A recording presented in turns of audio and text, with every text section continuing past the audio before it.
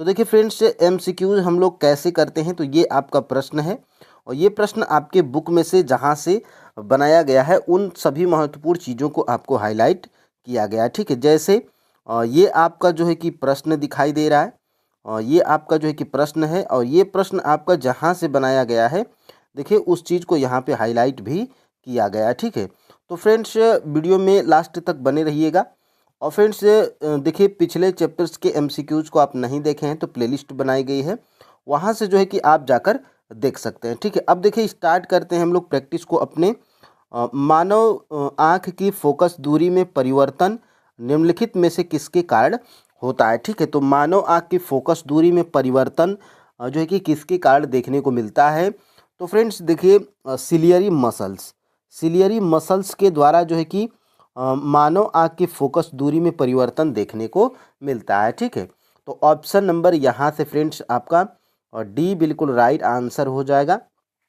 और यहाँ से देखेंगे तो यहाँ से ये आप जो है कि देखिएगा, देखिए समंजन क्षमता, देखिए फ्रेंड्स यहाँ से अभिनेत्र लेंस की वक्रता में जो है कि परिवर्तन होने पर इसकी फोकस दूरी भी परिवर्तित होती है। ठीक है, देखिए यहाँ से पश्चमाभी पेशियाँ सिकुड़ जाती हैं, इससे अभिनेत्र लेंस की वक्रता बढ़ जाती है, अभिनेत्र लेंस अब मोटा हो जाता है, परिणाम स्वरूप अभिनेत्र लेंस की फोकस दूरी घट जाती है। ठीक है, देखिए जब पेशियाँ जो है कि शिथिल होती हैं तो अभिनेत्र लेंस पतला हो जाता है, इस प्रकार इसकी फोकस दूरी बढ़ जाती है। ठीक है, इस स्थिति में हम दूर रखी वस्तुओं को स्पष्ट देख पाने में समर्थ होते हैं। ठीक है, जब आप आँख के निकट की वस्तुओं को देखते हैं तो यहाँ पे क्या होता है, पश्चमाभी पेशियाँ सिकुड़ जाती हैं, इससे अभिनेत्र लेंस की वक्रता बढ़ जाती है, जिससे क्या होता है, फोकस दूरी घट जाती है। ठीक है, तो ये सिलियरी मसल्स होते हैं जिन्हें हम लोग पश्चमाभी पेशियाँ बोलते हैं और वही उसको जो है कि देखिए ये पश्चमाभी पेशियों को हम लोग जो है कि क्या बोलते हैं, इंग्लिश में सिलियरी मसल्स बोलते हैं। ठीक है, और ये प्रश्न फ्रेंड्स आपका जो है कि TRE 3 में PIT में प्रश्न पूछा गया था और यहाँ पे बहुत से लोग जो है कि कन्फ्यूज हुए थे। ठीक है, देखिए कोई भी एग्ज़ाम आप देते हैं और ये NCERT साइंस फ्रेंड्स आपके जो है कि एग्ज़ाम के लिए महत्वपूर्ण होगा। देखिए एक सामान्य नेत्र लेंस की नाभिक दूरी कितनी होती है। ठीक है, तो देखिए फ्रेंड्स एक सामान्य नेत्र लेंस की नाभिक दूरी 2 सेंटीमीटर होती है। ऑप्शन नंबर यहाँ से जो है कि ए बिल्कुल राइट आंसर हो जाएगा। ठीक है, और यहाँ से इसको अगर देखने का प्रयास करिएगा तो देखिए प्रिज्म में से गुजरने पर सबसे अधिक अपवर्तित होने वाला रंग कौन सा है। ठीक है, तो देखिए फ्रेंड्स यहाँ पे प्रिज्म में से गुजरने वाला सबसे अधिक अपवर्तित होने वाला रंग ये कौन सा है, तो ये है फ्रेंड्स आपका सबसे अधिक अपवर्तित होने वाला रंग कौन सा है, बैंगनी है। ठीक है, तो बैंगनी को आप जो है कि याद रखिएगा और ये भी प्रश्न जो है कि आपका पूछा गया था आपके TRE के एग्ज़ाम में। ठीक है, तो ऑप्शन नंबर यहाँ से ए बिल्कुल राइट आंसर हो जाएगा। और यहाँ से इसको अगर देखने का प्रयास करिएगा तो देखिए फ्रेंड्स यहाँ से देखिए वर्णों का क्रम, सबसे अधिक अपवर्तित होने वाला रंग बैंगनी है, बैंगनी के बाद जो है कि जामुनी है, जामुनी के बाद नीला हो जाएगा, नीला के बाद हरा, पीला, फिर उसके बाद नारंगी और लाल होता है। ठीक है, तो ये VIBGYOR इसको आप याद रख सकते हैं। और देखिएगा यहाँ से सबसे अधिक कौन सा कलर झुकता है, तो सबसे अधिक जो है कि बैंगनी कलर झुकता है और सबसे कम कौन सा झुकता है, तो लाल झुकता है। ठीक है, यहाँ पे देखिएगा नेत्र की प्रकाश संवेदी की सबसे अंदर वाली पत्ती जिस पर प्रतिबिंब बनता है वह क्या कहलाती है, तो वह फ्रेंड्स कहलाती है दृष्टि पटल या इसको रेटिना बोलते हैं। ठीक है, तो ऑप्शन नंबर यहाँ से सी बिल्कुल राइट आंसर हो जाएगा। और यहाँ से अगर इसको देखने का प्रयास करिएगा तो देखिए यहाँ से देखिए यहाँ पे बिल्कुल महत्वपूर्ण है और यहाँ पे देखिए इसका लेंस निकाय एक प्रकाश सुग्राही पर्दे जिसे रेटिना या दृष्टिपटल कहते हैं पर जो है कि क्या होता है, प्रतिबिंब बनता है। ठीक है, तो यहाँ से ये प्रश्न आपका बनाया गया था। अब देखिए यहाँ से प्रकाश किस झिल्ली से होकर नेत्र में प्रवेश करता है। ठीक है, तो प्रकाश जो है कि फ्रेंड्स किस झिल्ली से होकर प्रवेश करता है, तो ये कार्निया या स्वच्छ पटल, इसको स्वच्छ मंडल बोलते हैं, यहाँ पे इसको जो है कि स्वच्छ पटल बोलते हैं।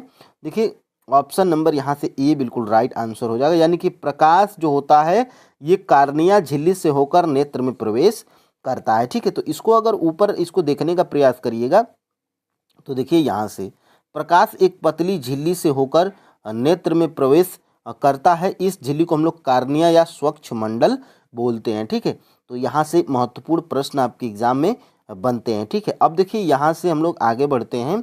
पुतली के साइज को कौन नियंत्रित करता है, यानी कि पुतली जो आँख की पुतली होती है उसके साइज को कौन नियंत्रित करता है, तो उसके साइज को जो है कि परितारिका नियंत्रित करती है। ऑप्शन नंबर यहाँ से सी बिल्कुल राइट आंसर हो जाएगा। और यहाँ से इसको अगर देखने का प्रयास करिएगा तो देखिए यहाँ से नेत्र गोलक का व्यास लगभग कितना होता है। ठीक है, तो देखिए फ्रेंड्स नेत्र गोलक का जो है कि व्यास जो होता है ये होता है 2.3 सेंटीमीटर। ठीक है, तो ऑप्शन नंबर यहाँ से बी बिल्कुल राइट आंसर हो जाएगा। और ये फ्रेंड्स आपके बुक में भी यहाँ पर दिया गया है। देखिए इसका व्यास, देखिए इसका व्यास 2.3 सेंटीमीटर होता है। ठीक है, और देखिए विभिन्न दूरियों पर रखी वस्तुओं को रेटिना पर फोकसित करने के लिए आवश्यक फोकस दूरी में सूक्ष्म समायोजन करता है। कार्निया के पीछे एक संरचना होती है जिसे परितारिका बोलते हैं। देखिए परितारिका गहरा पेशीय डायफ्राम होता है जो पुतली के साइज को नियंत्रित करता है। ठीक है, तो पुतली के साइज को कौन नियंत्रित करता है, तो परितारिका, इसको आप याद रखिएगा। देखिए पुतली नेत्र में प्रवेश करने वाले प्रकाश की मात्रा को नियंत्रित करती है। अभिनेत्र लेंस रेटिना पर किसी वस्तु का उल्टा तथा वास्तविक प्रतिबिंब बनाता है। ठीक है, तो यहाँ से प्रश्न आपको एग्जाम में बन सकता है।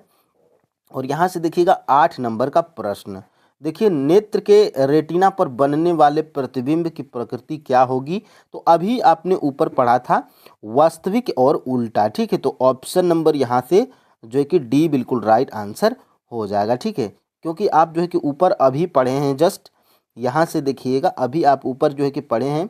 देखिए किसी वस्तु का जो है कि देखिए अभिनेत्र लेंस रेटिना पर किसी वस्तु का उल्टा तथा वास्तविक प्रतिबिंब बनाता है। ठीक है, तो यहाँ से प्रश्न आपके एग्जाम में बन सकते हैं। आएंगे हम लोग प्रश्न नंबर 9 पे। नेत्र में प्रवेश करने वाले प्रकाश की मात्रा को कौन नियंत्रित करता है, तो नेत्र में प्रवेश करने वाले प्रकाश की मात्रा को फ्रेंड्स यहाँ पे पुतली नियंत्रित करती है। ठीक है, तो ऑप्शन नंबर यहाँ से डी बिल्कुल राइट आंसर हो जाएगा। और देखिए नेत्र में जो है कि प्रवेश करने वाले प्रकाश, यहाँ से जो है कि आप मैं ऊपर फिर से दिखाने का प्रयास करूँगा। यहाँ से देखिएगा, देखिए यहाँ से देखिए कार्निया के पीछे एक संरचना हो। देखिए नेत्र में प्रवेश करने वाली प्रकाश किरणों का अधिकांश अपवर्तन कार्निया के बाहरी पृष्ठ पर होता है, जिसे क्रिस्टल लेंस केवल जो है कि यहाँ पे। और यहाँ से देखिएगा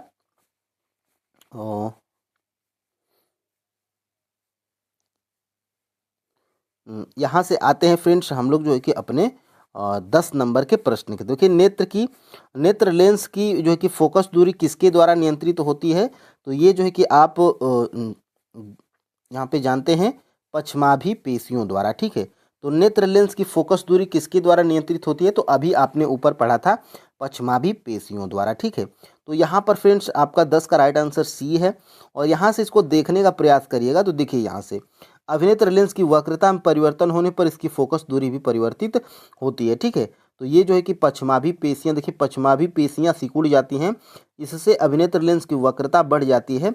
अभिनेत्र लेंस अब मोटा हो जाता है, जिसके परिणाम स्वरूप अभिनेत्र लेंस की फोकस दूरी घट जाती है। तो फोकस दूरी में परिवर्तन पश्चमाभी पेशियों के द्वारा जो है कि यहाँ पे देखने को मिलता है परिवर्तन। ठीक है, अब देखिए यहाँ से एक सामान्य मानव नेत्र की समंजन क्षमता कितनी होती है। ठीक है, तो एक सामान्य मानव की जो है कि समंजन क्षमता 25 सेंटीमीटर से अनंत तक होती है। ठीक है, तो यहाँ से ऑप्शन नंबर सी बिल्कुल राइट आंसर हो जाएगा। ठीक है, अब देखिए यहाँ से इसको अगर देखने का प्रयास करिएगा तो देखिए यहाँ से देखिए अभिनेत्र लेंस की वह क्षमता जिसके कारण वह अपनी फोकस दूरी को समायोजित कर लेता है समंजन कहलाती है। ठीक है, देखिए नेत्र से कम 25 सेंटीमीटर दूर रखना होगा।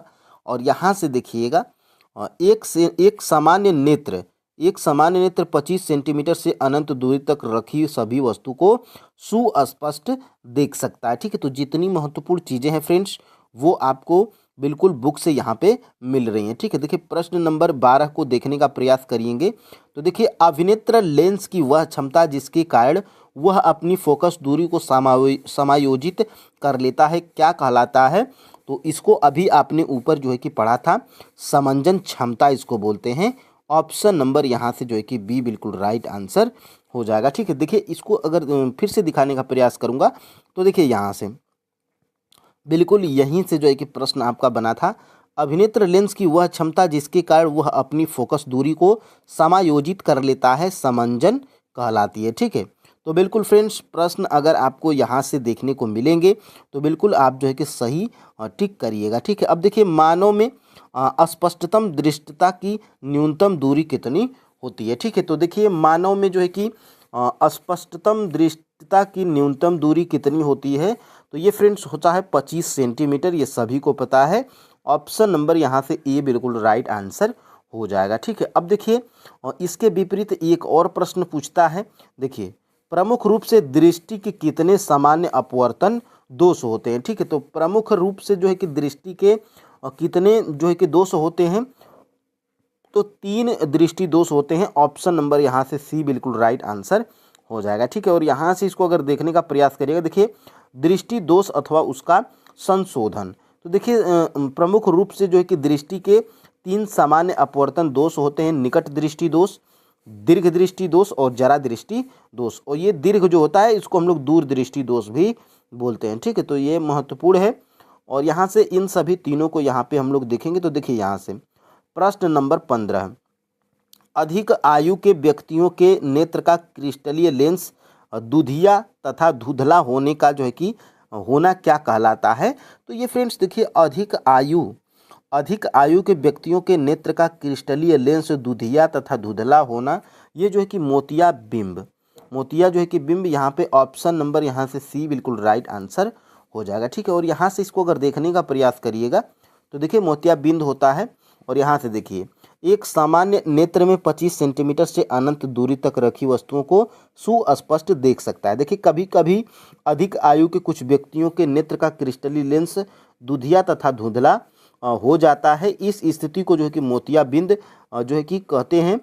इसके कारण नेत्र की दृष्टि में कमी या पूर्ण रूप से दृष्टि क्षय हो जाता है। ठीक है, तो मोतियाबिंद की जो है कि ये जो है कि देखिए मोतियाबिंद की चिकित्सा के पश्चात दृष्टि का वापस आना जो है कि लौटना संभव होता है। ये जो है कि महत्वपूर्ण है। और यहाँ से देखिएगा 16 नंबर का प्रश्न, किस दृष्टि दोष में व्यक्ति निकट रखी वस्तुओं को स्पष्ट देख सकता है परंतु दूर रखी वस्तुओं को वह सुस्पष्ट नहीं देख सकता है। देखिए फ्रेंड्स किस दृष्टि दोष में व्यक्ति निकट रखी वस्तुओं को देख लेता है। देखिए निकट रखी वस्तुओं को देख लेता है और जो है कि दूर रखी वस्तुओं को वह सुस्पष्ट नहीं देख पाता है, तो यह फ्रेंड्स निकट दृष्टि दोष। देखिए इसके जो है कि नाम में ही आपकी जो है कि आंसर छुपा हुआ है। देखिए निकट दृष्टि दोष, अब आप सोचेंगे कि निकट दृष्टि दोष का मतलब उस आदमी को निकट की वस्तुओं को जो है कि नहीं दिखती होंगी, दूर की वस्तुओं वो देख लेता होगा। लेकिन फ्रेंड्स निकट दृष्टि दोष में वो निकट की वस्तुओं को देख लेता है लेकिन दूर की वस्तुओं को सुस्पष्ट नहीं देख पाता है। ठीक है, और देखिए निकट दृष्टि दोष के निवारण के लिए किस लेंस का जो है कि उपयोग करते हैं। तो देखिए फ्रेंड्स निकट दृष्टि दोष के निवारण के लिए हम लोग जो है कि अवतल लेंस का जो है कि उपयोग करते हैं। ठीक है, तो अवतल लेंस का जो है कि उपयोग करते हैं। यहाँ से इसको जो है कि देख लीजिएगा। ठीक है, अब देखिए यहाँ से इसको अगर देखने का प्रयास करिएगा तो निकट दृष्टि दोष किस कारण उत्पन्न होता है। ठीक है, तो देखिए फ्रेंड्स जो निकट दृष्टि दोष होता है ये आपका जो है कि किस कारण जो है कि निकट दृष्टि दोष किस कारण उत्पन्न होता है। तो देखिए यहाँ से होता क्या है, तो लेंस की वक्रता का अत्यधिक होना, जो लेंस हमारी आँखों की जो लेंस होती है वो जो है कि वक्रता का अधिक बढ़ जाती है और नेत्र गोलक का जो है कि लंबा होना। ठीक है, तो ये दोनों कारण है, इससे व्यक्ति क्या हो जाता है, निकट दृष्टि दोष जो है कि हो जाता है। ठीक है, तो ऑप्शन नंबर यहाँ से डी बिल्कुल राइट आंसर हो जाएगा। और यहाँ से आगे बढ़ते हैं। देखिए निकट दृष्टि दोष, देखिए फ्रेंड्स निकट दृष्टि दोष युक्त कोई व्यक्ति निकट रखी वस्तुओं को स्पष्ट देख सकता है परंतु दूर रखी वस्तुओं को वह स्पष्ट नहीं देख पाता है। ठीक है, तो ये निकट दृष्टि दोष हो जाता है। इस दोष के उत्पन्न होने का कारण क्या है, अभिनेत्र लेंस की वक्रता का अत्यधिक होना अथवा नेत्र गोलक का लंबा हो जाना। इस दोष को जो है कि किसी उपयुक्त क्षमता के अवतल लेंस यानी कि अपसारी लेंस का उपयोग द्वारा संशोधित किया जा सकता है। ठीक है, तो तीनों यहाँ पे महत्वपूर्ण है। और यहाँ से देखिएगा, निकट दृष्टि दोष को दूर करने के लिए कौन सा लेंस उपयोग में लाया जाता है। ठीक है, तो अभी मैं आपको जो है कि ऊपर बताया हूँ, निकट दृष्टि दोष के निवारण के लिए अवतल लेंस का जो है कि उपयोग किया जाता है। ठीक है, तो ऑप्शन नंबर यहाँ से ए बिल्कुल राइट आंसर हो जाएगा। और यहाँ से 19 नंबर का प्रश्न देखेंगे, तो देखिए, किस दृष्टि दोष में व्यक्ति दूर रखी वस्तुओं को स्पष्ट देख लेता है परंतु निकट रखी वस्तुओं को सुस्पष्ट नहीं देख पाता है। ठीक है, तो दूर की वस्तुओं को देख ले रहा है लेकिन निकट की वस्तुओं को नहीं देख पा रहा है, तो ये आपका जो है कि दीर्घ दृष्टि दोष या दूर दृष्टि दोष है। ठीक है, तो ऑप्शन नंबर यहाँ पर जो है कि बी बिल्कुल राइट आंसर हो जाएगा। ठीक है, और यहाँ पे इसके निवारण के लिए देखिए, यहाँ से दूर दृष्टि दोष या दीर्घ दृष्टि दोष के किस कारण होता है, तो ये जो है कि फ्रेंड्स आपका इस कारण होता है क्योंकि यहाँ पे देखिए अभिनेत्र लेंस की फोकस दूरी अत्यधिक हो जाती है और यहाँ पे नेत्र गोलक जो है कि छोटा हो जाता है, बिल्कुल उल्टा। ठीक है, तो ऑप्शन नंबर यहाँ से और डी बिल्कुल राइट आंसर हो जाएगा। बिल्कुल फ्रेंड्स, आप जो है कि इसको अगर स्क्रीनशॉट लेंगे, देखिए यहाँ से दीर्घ दृष्टि दोष या दूर दृष्टि दोष को दूर करने के लिए कौन सा लेंस उपयोग में लाया जाता है, तो ये फ्रेंड्स आपका जो है कि उत्तल लेंस होता है। ठीक है, तो ऑप्शन नंबर यहाँ से बी बिल्कुल राइट आंसर हो जाएगा। तो ये आप याद रखिएगा, दूर दृष्टि दोष के निवारण के लिए उत्तल लेंस और निकट दृष्टि दोष के निवारण के लिए अवतल लेंस का उपयोग किया जाता है। ठीक है, अब देखिए यहाँ से क्या होता है, दीर्घ दृष्टि दोष या दूर दृष्टि दोष। देखिए फ्रेंड्स, दीर्घ दृष्टि दोष युक्त कोई व्यक्ति दूर रखी वस्तुओं को स्पष्ट देख सकता है परंतु निकट रखी वस्तुओं को सुस्पष्ट नहीं देख पाता है। ठीक है, ऐसे दोषयुक्त व्यक्ति का निकट बिंदु सामान्यतः निकट 25 सेंटीमीटर से दूर हट जाता है। ठीक है, ऐसे व्यक्ति को आराम से सुस्पष्ट पढ़ने के लिए पठन सामग्री को जो है कि नेत्र से 25 सेंटीमीटर से काफ़ी अधिक दूरी पर पढ़ना पड़ता है। इसका कारण यह है कि पास रखी वस्तु से आने वाली प्रकाश किरणें दृष्टिपटल रेटिना के पीछे फोकसित होती हैं। ठीक है, अब देखिए यहाँ से होता क्या है, देखिए इस दोष के उत्पन्न होने का कारण क्या है, अभिनेत्र लेंस की फोकस दूरी का अत्यधिक हो जाना अथवा नेत्र गोलक का जो है कि छोटा हो जाना। ठीक है, इस दोष को जो है कि इस दोष को दूर करने के लिए उत्तल लेंस यानी कि अभिसारी लेंस या उत्तल लेंस का जो है कि उपयोग किया जाता है। ठीक है, अब देखिए यहाँ से होता क्या है, तारे क्यों टिमटिमाते हैं, इसका कारण क्या है। ठीक है, तो तारे फ्रेंड्स देखिए किस कारण, प्रकाश के अपवर्तन के कारण जो है कि तारे हमें टिमटिमाते हुए प्रतीत होते हैं। ठीक है, तो ऑप्शन नंबर यहाँ से बी बिल्कुल राइट आंसर हो जाएगा। ठीक है, अब देखिए यहाँ से होता क्या है, तारों का टिमटिमाना। देखिए फ्रेंड्स, तारों के प्रकाश के वायुमंडलीय अपवर्तन के कारण जो है कि तारे हमें टिमटिमाते हुए प्रतीत होते हैं। ठीक है, तो प्रकाश के अपवर्तन के कारण जो है कि ये हमें तारे हमें टिमटिमाते हुए प्रतीत होते हैं। ठीक है, तो यहाँ से होता क्या है, देखिए यहाँ से तारे क्यों टिमटिमाते हैं, इसका कारण क्या है, तो प्रकाश के अपवर्तन के कारण। ठीक है, अब देखिए यहाँ से फ्रेंड्स आकाश नीला हमें किसके कारण दिखाई देता है, तो देखिए फ्रेंड्स जो आकाश होता है ये हमें नीला किस कारण दिखाई देता है, इसका कारण क्या है, तो प्रकाश के प्रकीर्णन के कारण। ठीक है, तो ऑप्शन नंबर यहाँ से ए बिल्कुल राइट आंसर हो जाएगा। ठीक है, अब देखिए यहाँ से इसको भी अगर देखने का प्रयास करें, देखिए प्रकाश का प्रकीर्णन, देखिए फ्रेंड्स आकाश का नीला रंग, ठीक है, आकाश का जो है कि नीला रंग और यहाँ से गहरे समुद्र के जल का रंग, सूर्योदय तथा सूर्यास्त के समय सूर्य का रक्ताभ दिखाई देना, कुछ ऐसी अद्भुत परिघटनाएं जिससे हम परिचित हैं, ये सभी प्रकाश के प्रकीर्णन के एग्जाम्पल हैं। ठीक है, तो ये महत्वपूर्ण है, आप इसको याद रखिएगा। और यहाँ से फ्रेंड्स हम लोग जो है कि ये चैप्टर आपका कंप्लीट होता है, चैप्टर नंबर 10। और इस चैप्टर नंबर 10 में क्या दिया गया है इसको देख लेते हैं। देखिए, मानव नेत्र अभिनेत्र लेंस की फोकस दूरी को समायोजित करके विभिन्न दूरियों पर रखी वस्तुओं को फोकसित कर सकता है। ऐसा हो पाने का कारण क्या है, तो ये समंजन है जो कि आप ऊपर देख चुके हैं। ठीक है, अब देखिए यहाँ से मानव नेत्र जिस भाग पर किसी वस्तु का प्रतिबिंब बनाते हैं वह है, तो यह दृष्टिपटल है, यह भी आप जो है कि देख चुके हैं। और यहाँ से देखिएगा, सामान्य दृष्टि के वयस्क के लिए सुस्पष्ट दर्शन की अल्पतम दूरी होती है, तो ये 25 सेंटीमीटर होती है। और ये सारे प्रश्न आपके जो है कि टीआरई के एग्ज़ाम में पूछे जा चुके हैं। ठीक है, तो ये ऐसे चैप्टर हैं फ्रेंड्स जो कि बहुत ही महत्वपूर्ण हैं एग्जाम कोई भी। और देखिए अभिनेत्र लेंस की फोकस दूरी में परिवर्तन किया जाता है तो पश्चिमाभी पेशियों के द्वारा, या इसको सिलियरी मसल्स भी बोलते हैं। ठीक है, आप सभी ऊपर देख चुके हैं। ठीक है, अब देखिए यहाँ से आपका जो है कि चैप्टर नंबर 11 स्टार्ट हो जाता है। और चैप्टर नंबर 11 का जो है कि पहला प्रश्न हम लोग देखेंगे तो एक विद्युत फ्यूज किस प्रभाव पर कार्य करता है। ठीक है, तो एक जो विद्युत फ्यूज ये जो है कि आपका किस प्रभाव पर कार्य करता है।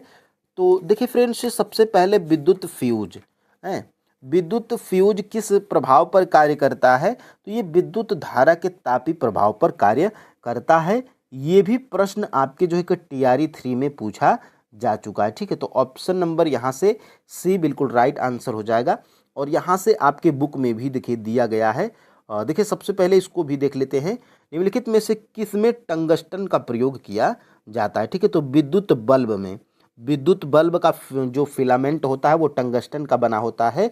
ऑप्शन नंबर यहाँ से जो है कि बी बिल्कुल राइट आंसर हो जाएगा। और ये भी प्रश्न आपका TRE 3 PRT में प्रश्न पूछा जा चुका है। ठीक है, अब देखिए यहाँ से होता क्या है, देखिए विद्युत धारा का तापी प्रभाव क्लास 10th के NCERT साइंस के चैप्टर नंबर 11 में बिल्कुल दिया गया है।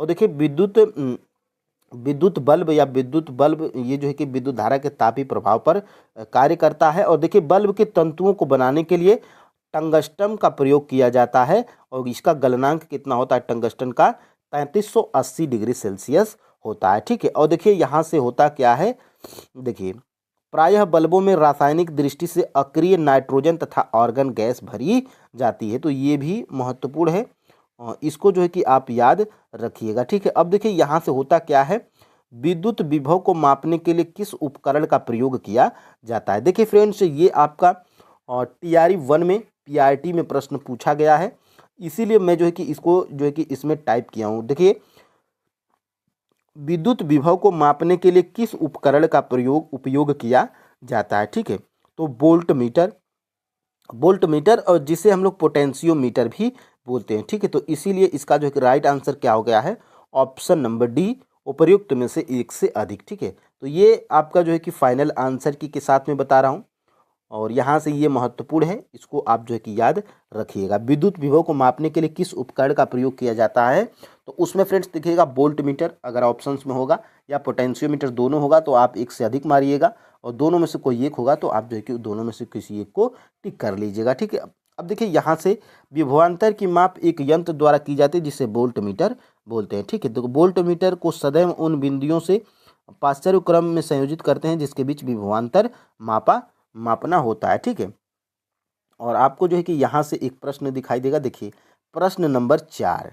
देखिए फ्रेंड्स यहाँ से ओम के नियम के सत्यापन के लिए ध्यान रखने वाली बातें, यानी कि ओम के नियम का हम लोग सत्यापन कर रहे हैं तो किन बातों का हमें ध्यान देना चाहिए। ठीक है, तो देखिए फ्रेंड्स यहाँ से हमेशा जो है कि ओम का नियम क्या कहता है कि ए मीटर और वोल्ट मीटर को जो है कि श्रेणी क्रम में जोड़ा जाना चाहिए। ठीक है, तो ऑप्शन नंबर यहाँ से बी बिल्कुल राइट आंसर हो जाएगा। ठीक है, अब देखिए यहाँ से आगे हम लोग बढ़ते हैं, कौन सा जो है कि नियम विभवांतर तथा विद्युत धारा के बीच संबंध को दर्शाता है। ठीक है, तो देखिए विभवांतर तथा विद्युत धारा के बीच ये संबंध आपका जो है कि ओम का नियम दर्शाता है।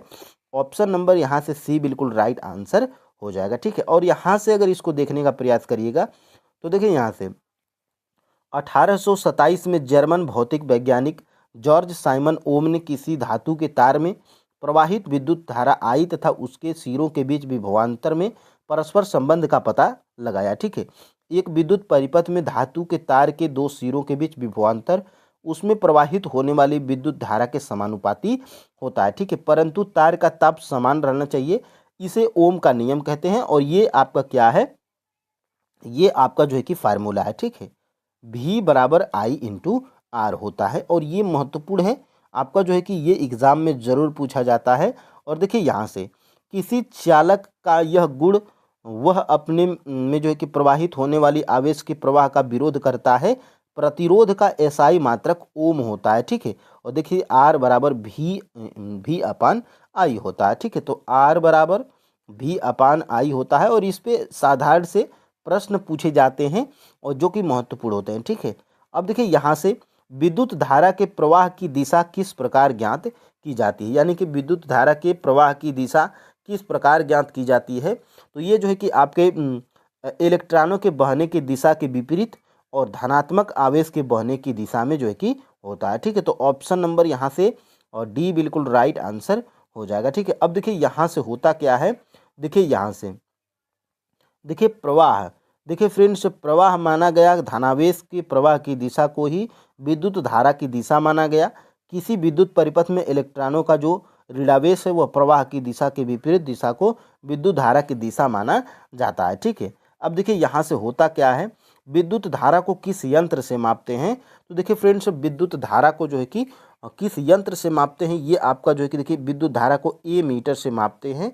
यहाँ से ए बिल्कुल राइट आंसर हो जाएगा। ठीक है, अब यहाँ से 8 नंबर के प्रश्न को देखेंगे। देखिए विद्युत धारा का मात्रक क्या होता है। ठीक है, तो विद्युत धारा का मात्रक जो है कि एम्पियर होता है। ऑप्शन नंबर यहाँ से और डी बिल्कुल राइट आंसर हो जाएगा। ठीक है, अब देखिए यहाँ से आगे हम लोग बढ़ते हैं और देखिए विद्युत आवेश का एसआई मात्रक। तो देखिए फ्रेंड्स विद्युत आवेश का एसआई मात्रक होता क्या है, तो विद्युत आवेश का जो है कि एसआई मात्रक क्या होता है, तो विद्युत आवेश का एसआई मात्रक कूलाम होता है। ठीक है, तो ऑप्शन नंबर यहाँ से ए बिल्कुल राइट आंसर हो जाएगा और यहाँ से हम लोग आगे बढ़ते हैं। ठीक है, देखिए विद्युत धारा और परिपथ, देखिए विद्युत आवेश के प्रवाह की दर को विद्युत धारा बोलते हैं। ठीक है, और देखिए ये आप जो है कि पहले ही देख चुके हैं। ठीक है, अब देखिए आगे हम लोग बढ़ते हैं, विद्युत परिपथ क्या है। देखिए फ्रेंड्स विद्युत परिपथ क्या है, तो विद्युत धारा का सतत व बंद परिपथ ये आपका विद्युत परिपथ होता है। ठीक है, तो ऑप्शन नंबर यहाँ से ए बिल्कुल राइट आंसर है और यहाँ से आगे हम लोग बढ़ते हैं। देखिए विद्युत किसी विद्युत धारा के सतत तथा बंद परिपथ को जो है कि बंद पथ को विद्युत परिपथ बोलते हैं। ठीक है, और यहाँ से विद्युत आवेश के प्रवाह की दर को विद्युत धारा बोलते हैं और ये आप पहले ही देख चुके हैं। और यहाँ से हम लोग आगे बढ़ते हैं, विद्युत धारा के लिए गणितीय व्यंजक क्या है। तो देखिए विद्युत धारा का जो है कि गणितीय व्यंजक यानी कि फार्मूला पूछा जा रहा है, तो ये जो है कि होता है फ्रेंड्स आपका आई यानी कि आई विद्युत धारा बराबर जो है कि क्या, ये आपकी विद्युत धारा है और यहाँ से फ्रेंड्स देखिए Q अपान टी होता है। ठीक है, ये आपका आवेश है और ये आपका समय है। ठीक है, तो ये आपका होता है और विद्युत धारा के लिए। ठीक है, अब देखिए आपका जो है कि क्या है, आई बराबर Q अपान टी, आई बराबर Q अपान टी, तो ये आपका जो है कि ऑप्शन नंबर बी बिल्कुल राइट आंसर हो जाएगा। ठीक है, अब देखिए यहाँ से आगे हम लोग बढ़ते हैं। देखिए यहाँ से दिया गया है, यदि किसी चालन के किसी अनुप्रस्थ काट के समय टी में नेट आवेश Q प्रवाहित होता है, तब उस अनुप्रस्थ काट से प्रवाहित विद्युत धारा I को इस प्रकार व्यक्त करते हैं। देखिए I बराबर Q अपान टी होता है। ठीक है, और देखिए विद्युत आवेश का एसआई मात्रक कूलाम होता है, जो 6 इंटू 10 पे माइनस जो है कि 10 पे 18 इलेक्ट्रॉन में समाये आवेश के तुल्य होता है। अब हम जानते हैं कि इलेक्ट्रॉन 1.6 इंटू 10 पे माइनस 19 आवेश होता है। ठीक है, तो ये महत्वपूर्ण है और आपके एग्जाम में प्रश्न बहुत बार आते हैं यहाँ से।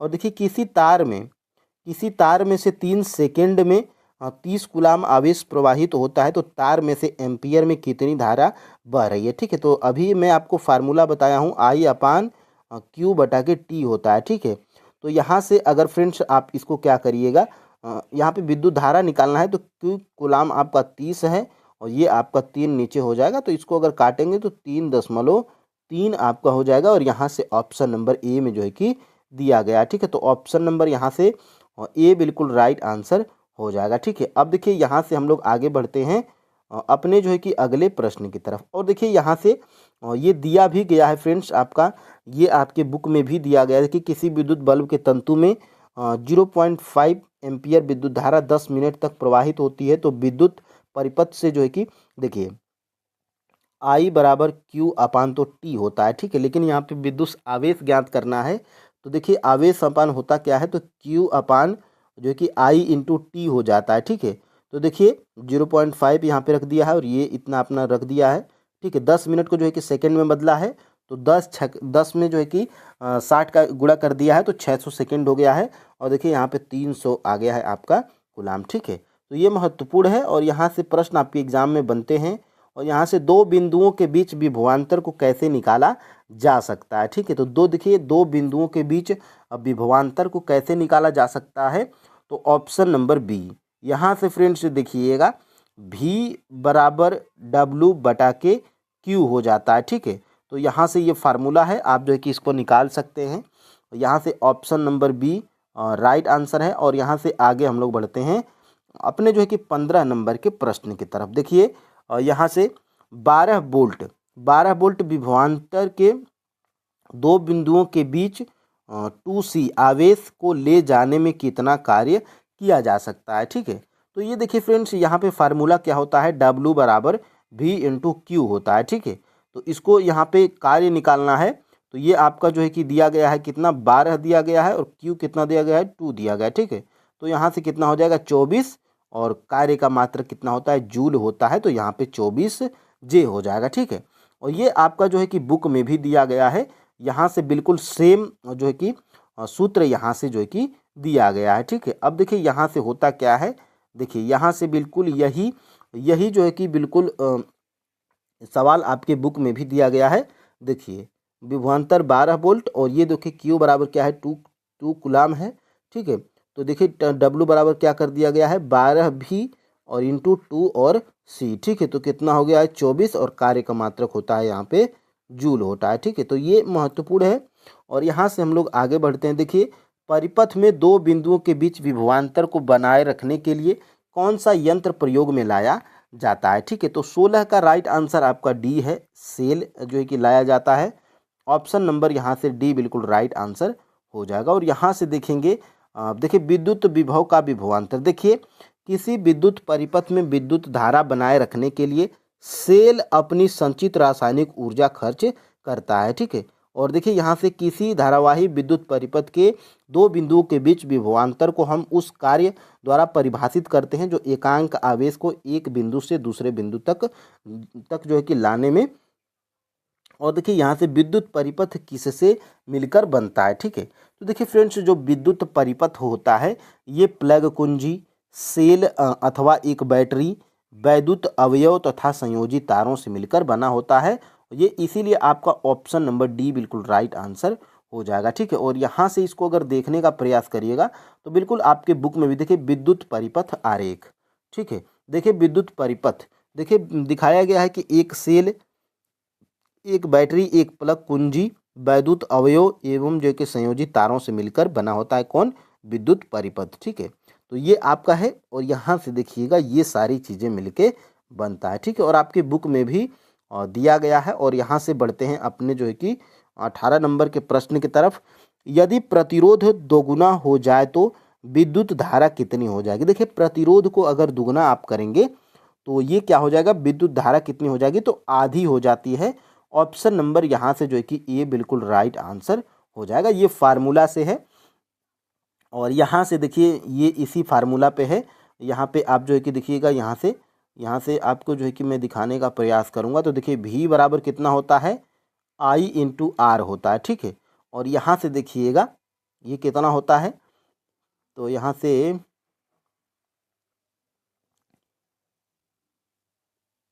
यहाँ पे प्रतिरोध को दोगुना करना है ना, तो यहाँ से I बराबर इसको प्रतिरोध को दोगुना कर दिया जाए तो देखिए यहाँ से होता क्या है, तो ये I बराबर कितना हो जाएगा, I बराबर 1/2 हो जाएगा। ठीक है, 1/2 हो जाएगा, यहाँ पे 1/2 हो जाएगा, यहाँ पे I बराबर V/2 हो जाएगा। ठीक है, तो यही प्रश्न देखिए पूछा गया है। यहाँ से प्रश्न आपको क्या पूछा गया है कि यदि प्रतिरोध दोगुना हो जाए तो विद्युत धारा कितनी हो जाएगी, तो विद्युत धारा जो है कि आपकी आधी हो जाएगी। ठीक है, यहाँ पे बिल्कुल दिया भी गया है। देखिए स्पष्टतम देखिए फ्रेंड्स, यहाँ से किसी प्रतिरोध से प्रवाहित होने वाली विद्युत धारा उसके प्रतिरोध के व्युत्क्रमानुपाती होती है। यदि प्रतिरोध दोगुना हो जाए तो विद्युत धारा आधी रह जाती है। ठीक है, तो बिल्कुल यहीं से प्रश्न आपके एग्जाम में बनते हैं। ठीक है, अब देखिए फ्रेंड्स यहाँ से विद्युत शक्ति के बारे में भी देखिए आपका जो है कि याद होना चाहिए। P बराबर V इंटू आई होता है। यहाँ इस फार्मूले पे भी जो है कि आपके प्रश्न बनते हैं। और यहाँ से देखिएगा इस पे जो है कि सूत्र भी है, इस पे जो है कि सवाल भी पूछता है। देखिए विद्युत बल्ब इतना वोल्ट और इतना एम्पियर, तो देखिए P बराबर इस पर रख दिया गया है और ये आपका 110 जो है कि आपका वाट आ गया है आंसर, ठीक है। और देखिए विद्युत शक्ति का मात्रक कितना मात्रक होता है, वाट होता है, ठीक है। तो फ्रेंड्स देखिए फ्रेंड्स, क्लास 10th के NCERT साइंस का यही वो चैप्टर नंबर 13 है जिससे फ्रेंड्स आपके बिहार शिक्षक भर्ती में 15 प्रश्न जो है कि पूछे गए थे, ठीक है। खासतौर से PIT की बात कर रहा हूँ। और फ्रेंड्स देखिए हम लोग क्लास 10th के NCERT साइंस में हम लोग चैप्टर 1 से लेकर 11 तक के MCQs को हम लोग कंप्लीट कर चुके हैं, ठीक है। और देखिए चैप्टर नंबर 12 और चैप्टर नंबर 13 के MCQs को हम लोग कंप्लीट करेंगे, ठीक है। तो देखिए फ्रेंड्स, इससे पहले मैं इस चैप्टर में जितने भी प्रश्न पूछे गए थे उनको जो है कि मैं बता दिया हूँ एक वीडियो में। लेकिन फ्रेंड्स उस चैप्टर के हम लोग सभी MCQs को कंप्लीट कर रहे हैं, तो उन प्रश्नों को भी मैं इसमें ऐड करूँगा, ठीक है।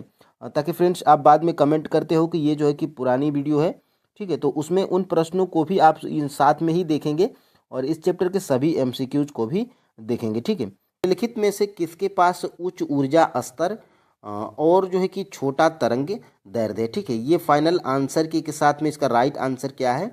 ऑप्शन नंबर जो है कि बी है, पराबैंगनी विकिरण, ठीक है। अब देखिए ये आपके इस चैप्टर में कहाँ पर दिया गया है, देखिए ये आपका क्लास 10th की NCERT साइंस है और चैप्टर नंबर 13 जैसे कि आपको पता है कि इसका नाम क्या है, हमारा पर्यावरण, ठीक है। अब देखिए इसमें से फ्रेंड्स पूछा कहाँ से गया है, तो देखिए यहाँ से देखिए मैं TRE जो है कि 1 भी यहाँ पे लिख दिया हूँ। देखिए यहाँ से वायुमंडल के उच्चतर स्तर पर पराबैंगनी UV विकिरण के प्रभाव से ऑक्सीजन O2 अणुओं से ओजोन बनती है। उच्च ऊर्जा वाले पराबैंगनी विकिरण देखिए यहाँ से आपका पूछा गया है, ठीक है। तो फ्रेंड्स देखिए ये चैप्टर इतना महत्वपूर्ण है कि कोई भी एग्जाम आप देते हैं, ठीक है। अब देखिए दूसरे प्रश्न को मैं जो है कि यहाँ पे दिखाने का प्रयास करूँगा। देखिए ये TRE 1 में और TRE 1 में ही 1 to 5 PIT में बिहार शिक्षक भर्ती में 95 नंबर का और 96 नंबर का दोनों प्रश्न आपके इसी चैप्टर से पूछा गया है, क्लास 10th के NCERT साइंस के चैप्टर नंबर 13 से, ठीक है। तो यहाँ पे बार बार मैं नहीं बोलूँगा कि चैप्टर नंबर 13 है क्लास 10th NCERT, देखिए सभी प्रश्न एक ही चैप्टर से हैं, ठीक है। देखिए यहाँ से परितंत्र में ऊर्जा का प्रवाह डॉट होता है, ठीक है। तो कितना होता है, तो एक दिशिक होता है। ऑप्शन नंबर यहाँ से जो है कि बी बिल्कुल राइट आंसर हो जाएगा, ठीक है। और यहाँ से 96 नंबर का देखेंगे तो निम्नलिखित में से कौन सा परितंत्र का संगठक है, तो परितंत्र का संगठक फ्रेंड्स आपका जंतु भी है, पादप भी है और सूक्ष्म जीव भी है, इसलिए इसका राइट आंसर क्या है, ऑप्शन नंबर डी है, उपर्युक्त में से एक से अधिक, ठीक है। तो इन दोनों को प्रश्नों को जो है कि आपने देख लिया। अब देखिए इस चैप्टर में कहाँ पर ये चीज़ें दी गई हैं, देखिए यहाँ से देखिए मैं थोड़ा सा अगर आपको जूम आउट करके दिखाने का प्रयास करूँ इस चैप्टर में, तो देखिए मैं TRE 1 लिख भी दिया हूँ यहाँ पे। देखिए ऊर्जा प्रवाह, देखिए दो बातें स्पष्ट होती हैं। पहली, ऊर्जा का प्रवाह एक दिशिक, देखिए बिल्कुल फ्रेंड्स यहीं से प्रश्न आपका उठाया गया है, अथवा एक ही दिशा में होती है, ठीक है। तो आपको यहाँ से आंसर पता चल गया, ठीक है। अब देखिए एक और आपका जो है कि दूसरा प्रश्न है जो कि दूसरे जो है कि पेज से, देखिए ये आपका चैप्टर है और जैसे ही ये चैप्टर स्टार्ट होता है, देखिए आपका प्रश्न क्या था 96 नंबर का, सभी जो है कि देखिए परितंत्र इसके संगठक क्या हैं। देखिए सभी जीव जैसे पौधे, जंतु, सूक्ष्म जीव, ये मानव, ये क्या है फ्रेंड्स, तो ये आपके परितंत्र के संगठक है, ठीक है। तो यहाँ से दोनों प्रश्नों को आपने देख लिया, ठीक है। अब देखिए यहाँ से हम लोग आगे बढ़ते हैं और देखते हैं अपने अगले प्रश्नों को। देखिए 98 और 99, देखिए एक ही पेपर में इतने सारे प्रश्न, देखिए 98 और 99। देखिए निम्नलिखित में से कौन जंगल में आहार श्रृंखला का प्रतिनिधित्व करता है, ठीक है। तो आहार श्रृंखला का जंगल में फ्रेंड्स प्रतिनिधित्व कौन करेगा, तो पादप, हिरण और शेर, क्योंकि फ्रेंड्स पादप मतलब पेड़ पौधे, घास हो जाता है और घास को आपके हिरण खा जाते हैं और देखिए हिरण को कौन खा जाता है, तो शेर खा जाता है। तो ये जंगल में आपके आहार श्रृंखला का प्रतिनिधित्व करेंगे। ऑप्शन नंबर यहाँ से ए बिल्कुल राइट आंसर है। और देखिए यहाँ पे 99 नंबर का, पर्यावरण में प्लास्टिक डाडट की क्रिया द्वारा विघटित नहीं होती है, ठीक है।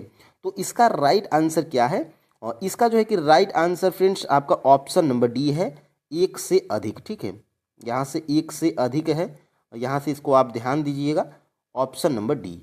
अब देखिए फ्रेंड्स यहाँ से है क्या, यहाँ से 99 का ऑप्शन नंबर डी है। अब इन दोनों प्रश्नों को हम लोग देखते हैं। देखिए फ्रेंड्स यहाँ से आपके जंगल में आहार श्रृंखला का प्रतिनिधित्व, देखिए यहाँ से पेड़ पौधे हो गया, यहाँ पे आपको पेड़ पौधे दिखाई दे रहे हैं, ठीक है। देखिए आहार श्रृंखला वन में जो है कि घास, मैदानों में, तालाब में, देखिए यहाँ से ये क्या है, जंगल की बात करेंगे तो पेड़ पौधे हो गया, हिरन हो गया, फिर उसके बाद शेर हो गया, ठीक है। चित्र बनाकर बिल्कुल दिया गया है। और यहाँ से देखिए ये जो है कि वन में, और ठीक है, और ये आपका जो है कि किस में है, तालाब में। देखिए तालाब में है क्या, तो तालाब में देखिए ये आपका जो है कि घास है, ठीक है। और यहाँ पे देखिए मछली है, और मछली के बाद जो है कि बगुला है, ठीक है। तो ये श्रृंखला आपको बार बार पूछी जा सकती है। और देखिए मैं यहाँ पे जो है कि आगे बढ़ता हूँ, और देखिए यहाँ से आपका जो है कि अगला प्रश्न क्या है। देखिए यहाँ से देखिए एक प्रश्न आपका यहाँ से पूछा गया है, मानव निर्मित पदार्थ जैसे प्लास्टिक अपघटन जीवाणु अथवा दूसरे मृत जीवों द्वारा नहीं हो सकता है, ठीक है। तो प्रश्न आपका क्या था, एक बार और हम लोग प्रश्न को देखेंगे। तो देखिए एक बार आपको जो है कि प्रश्न क्या था, देखिए पर्यावरण में प्लास्टिक की क्रिया द्वारा विघटित नहीं होता है, तो यहाँ पे मृतोपजीवी और जीवाणु दोनों सही है। तो यहाँ पे इसीलिए आपका राइट आंसर क्या हो जाएगा, ऑप्शन नंबर डी है, ठीक है। और यहाँ से फ्रेंड्स आगे बढ़ते हैं, कुछ और प्रश्नों को देखते हैं। देखिए यहाँ से 101 और 102, देखिए एक ही पेपर में फ्रेंड्स, बिल्कुल टीआरई 1 में ही अभी हम लोग देख रहे हैं 5 से 6 प्रश्न आपके हो चुके हैं। 101 और 102, देखिए 101 नंबर का प्रश्न क्या है, आहार श्रृंखला में शाखान्वित श्रृंखला को डॉट डॉट कहते हैं, ठीक है। तो आहार श्रृंखला में शाखान्वित श्रृंखला को हम लोग क्या बोलते हैं, तो इसको बोलते हैं फ्रेंड्स आहार जाल बोलते हैं, ठीक है। अभी हम लोग देखेंगे नीचे आपके बुक में कैसे दिया गया है, देखिए आहार जाल, ऑप्शन नंबर यहाँ से सी बिल्कुल राइट आंसर है। और यहाँ से 102 नंबर का प्रश्न क्या है, हरे पौधे सूर्य के प्रकाश की ऊर्जा का डॉट डॉट ग्रहण करते हैं और उसे खाद्य ऊर्जा में परिवर्तित करते हैं। यानी कि हरे पौधे सूर्य के प्रकाश की ऊर्जा का कितना ग्रहण करते हैं और उसे खाद्य ऊर्जा में परिवर्तित करते हैं। तो 102 का भी यहाँ पे राइट आंसर क्या है, और सी है, 1%, ठीक है। इसमें जो है कि बहुत से लोग 2% लगाए हैं, लेकिन यहाँ पे 1% होगा। ऑप्शन नंबर यहाँ से जो है कि सी बिल्कुल राइट आंसर हो जाएगा। ये दोनों प्रश्नों को अभी मैं दिखाने का प्रयास करूँगा आपके इस चैप्टर में। तो देखिए आपने एक प्रश्न यहाँ से देखा था कि ऊर्जा का प्रवाह क्या होता है, एक दिशिक होता है। और देखिए ठीक इसी के ऊपर देखिए, एक सीधी आहार श्रृंखला के बजाय जीवों के मध्य आहार संबंध शाखान्वित होते हैं, शाखान्वित श्रृंखलाओं का एक जाल बनाते हैं, जिसे हम लोग क्या बोलते हैं, आहार जाल बोलते हैं, ठीक है। देखिए यहाँ पे एक बार और दिखाने का प्रयास करूँ, देखिए आहार जाल, ठीक है। तो यहाँ से बिल्कुल एक प्रश्न यहाँ से, एक प्रश्न यहाँ से, ठीक है। तो ये चैप्टर बहुत ही महत्वपूर्ण है, आप कोई भी एग्ज़ाम देते हैं। और यहाँ से देखिएगा, आगे हम लोग बढ़ते हैं, और यहाँ से ठीक इसी पेज के नीचे देखिए, यहाँ से देखिए एक स्थलीय परितंत्र में हरे पौधे की पत्तियों द्वारा प्राप्त होने वाली सौर ऊर्जा का लगभग 1%, देखिए 1% भाग खाद्य ऊर्जा में परिवर्तित करते हैं, ठीक है। और देखिए यहाँ से होता क्या है, 10% आप यहाँ से कन्फ्यूज होंगे, खाए हुए भोजन की मात्रा का लगभग 10% ही जैव मात्रा में बदल पाता है, अगले स्तर के उपभोक्ताओं को उपलब्ध हो पाता है, ठीक है। तो यहाँ से आप कन्फ्यूज नहीं होंगे। देखिए मैं 102 नंबर का यहाँ पे प्रश्न भी लिखा हूँ, टीआरई 1 भी यहाँ पे लिख दिया हूँ, ठीक है। तो अगर आप बिहार शिक्षक भर्ती की तैयारी कर रहे हैं, कोई भी एग्ज़ाम देते हैं, आपको ऐसा नहीं है कि बिहार टीचर में ही ये काम करेगा, आप कोई भी एग्ज़ाम देते हैं जिसमें साइंस पूछी जाती है, ईवीएस पूछी जाती है, ये चैप्टर आपको इसमें महत्वपूर्ण होगा, ठीक है। अब देखिए फ्रेंड्स यहाँ से ये आपको 104 नंबर का प्रश्न दिखाई दे रहा होगा, डायरेक्ट आहार श्रृंखला में प्रथम पोषी स्तर पर मौजूद होते हैं, ठीक है। यानी कि आहार श्रृंखला में जो प्रथम पोषी स्तर पर होते हैं उन्हें हम लोग क्या बोलते हैं, तो उन्हें फ्रेंड्स हम लोग बोलते हैं स्वपोषी, ठीक है। स्वपोषी का मतलब जैसे पेड़ पौधे हो गया, ठीक है, तो वही लोग आते हैं। और यहाँ से ऑप्शन नंबर यहाँ से ए बिल्कुल राइट आंसर हो जाएगा, ठीक है। और यहाँ से इसको अगर देखने का प्रयास करेगा, देखिए आहार श्रृंखला एवं जाल, देखिए विभिन्न जैविक स्तरों पर भाग लेने वाले जीवों की यह श्रृंखला आहार श्रृंखला का निर्माण करती है। देखिए स्वपोषी अथवा उत्पादक प्रथम पोषी स्तर है, ठीक है। तो यहाँ पे स्वपोषी यानी कि यहाँ पे आपको जो है कि दिख रहा होगा, ठीक है। तो यहाँ से ये प्रश्न पूछा गया था, और यहाँ से हम लोग आगे बढ़ते हैं। और देखिए यहाँ से हम लोग आगे बढ़ते हैं, और देखिए यहाँ से 41 नंबर का प्रश्न आपको दिख रहा होगा। अभी टीआरई 3 में जो री एग्ज़ाम हुआ था, इसमें ये पीआईटी में ही पूछा गया था। ओजोन O3 के बारे में कुछ तथ्य हैं। तो ओजोन O3 के बारे में देखिए, इसमें आपका राइट आंसर क्या था? उपर्युक्त में से कोई नहीं था। बिल्कुल मैं फाइनल आंसर के साथ में आपको बता रहा हूँ, ठीक है। तो यहाँ से ऑप्शन नंबर ई राइट आंसर है। और यहाँ से अगर इसको देखने का प्रयास करेंगे तो देखिए यहाँ से ओजोन परत यह किस प्रकार अपक्षयित होती है, और यहाँ से आपको जो है कि दिख भी रहा होगा। देखिए वायुमंडल में उच्चतम स्तर पराबैंगनी यूवी विकिरण के जो है कि देखिए यह सूर्य से आने वाली पराबैंगनी विकिरण पृथ्वी को सुरक्षा प्रदान करती है, ठीक है। और यहाँ से जो है कि ये उच्च ऊर्जा स्तर वाली पराबैंगनी विकिरण है, ठीक है। तो यहाँ से ये कोई भी ऑप्शंस आपका जो है कि इसमें नहीं दिया गया था, ठीक है। तो ये प्रश्न आपका यहीं से जो है कि आपका पूछा गया था और आपको प्रश्न मिल गया। अब देखिए एक और प्रश्न आपको दिख रहा होगा स्क्रीन पे, 76 नंबर का। खाद्य श्रृंखला में कीटभक्षी पौधे के पौष्टिक स्तर का नाम जो है कि है, यानी कि खाद्य श्रृंखला में जो कीटभक्षी पौधे होते हैं, जैसे घटपड़ी हो गया, ये के जो है कि जो घटपड़ी पौधे होते हैं या जो कीटभक्षी पौधे होते हैं, पौष्टिक स्तर पर उनका नाम है, ठीक है। तो देखिए फ्रेंड्स यहाँ पे 76 का राइट आंसर क्या है? सी है। इसे हम लोग उत्पादक बोलते हैं, ठीक है। तो ऑप्शन नंबर यहाँ से सी है।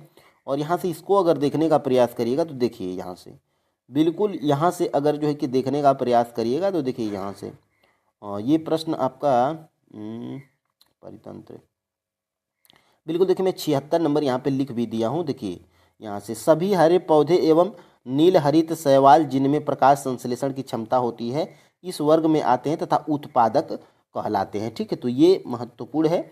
और यहाँ से देखिएगा 76 नंबर यहाँ पे लिखा भी हूँ टीआरई 3, ठीक है। तो आपके जो है कि ये चैप्टर इसलिए महत्वपूर्ण हो जाता है क्योंकि इससे कोई भी एग्जाम हो प्रश्न जो है कि आते हैं, ठीक है। और देखिए 127 नंबर का प्रश्न है, निम्नलिखित में से कौन सी एक श्रृंखला है? तो देखिए इनमें से जो है कि कौन सी श्रृंखला है ये पूछा जा रहा है। तो 127 का राइट आंसर क्या है? घास हरिड़। देखिए हरिड़ इसमें टाइपिंग मिस्टेक है, लेकिन एग्जामिनर जो है कि यहाँ पे एग्जाम में आपके फाइनल आंसर की में ए ही माना है, ठीक है। तो ऑप्शन नंबर यहाँ पे ए है। इसको देखिए घास, हिरण और बाघ है, ठीक है। तो आपके बुक में भी दिया गया था। और नीचे अगर इसको देखने का प्रयास करेंगे फिर से तो देखिए घास, पेड़ पौधे, हिरण और यहाँ पे बाघ, ठीक है। तो ये श्रृंखला का निर्माण कर रहे हैं। अब देखिए फ्रेंड्स यहाँ से आगे हम लोग बढ़ते हैं। देखिए यहाँ से 137 नंबर का प्रश्न आपको दिखाई दे रहा है, 137 नंबर का, ठीक है। एक खाद्य श्रृंखला में कौन से पोषक स्तर का ऊर्जा स्तर सबसे अधिक होगा, ठीक है। तो यहाँ से 137 का जो है कि राइट आंसर क्या है? ऑप्शन नंबर सी, उत्पादक का जो होगा फ्रेंड्स वो जो है कि इसका ऊर्जा स्तर सबसे अधिक होगा, ठीक है। क्योंकि ये जो है कि यहीं से स्टार्ट होती है, ठीक है। तो इनका ऊर्जा स्तर और जैसे जैसे आगे बढ़ती जाती है तो इसकी जो है कि ऊर्जा स्तर कम होती जाती है, ठीक है। तो उत्पादक का जो ऊर्जा स्तर है सबसे अधिक होगा, ऑप्शन नंबर सी। देखिए टीआरई 3 में पीआईटी में एग्जाम जो हुआ था उसी में ये जो है कि पूछा गया था, ठीक है। अब देखिए यहाँ से इसको अगर देखने का प्रयास करिएगा तो देखिए यहाँ से सामान्य निचले स्तर पर जीवों की संख्या सर्वाधिक होती है, अतः उत्पादक स्तर यह संख्या सर्वाधिक होती है, ठीक है। तो ये महत्वपूर्ण है। और जैसे ये आपका जो है कि दिख रहा है, जैसे ये उत्पादक हो गया, प्राथमिक उपभोक्ता, द्वितीयक उपभोक्ता और तृतीयक उपभोक्ता, ठीक है। तो ये जो उत्पादक स्तर वाले जो जीव होते हैं इनका ऊर्जा स्तर सबसे ज़्यादा होता है, ठीक है। और जैसे जैसे ऊपर बढ़ती है ये जो है कि ऊर्जा स्तर कम होती जाती है, ठीक है। तो देखिए यहाँ से जो है कि देखिए खाए हुए भोजन की मात्रा का लगभग 10% ही जैव मात्रा में बदल पाता है अथवा अगले स्तर के उपभोक्ता को जो है कि उपलब्ध हो पाता है, ठीक है। तो ये जैसे जैसे नीचे और यहाँ से फ्रेंड्स हम लोग आगे बढ़ते हैं। देखिए ये आपका प्रश्न पूछा गया है किसमें?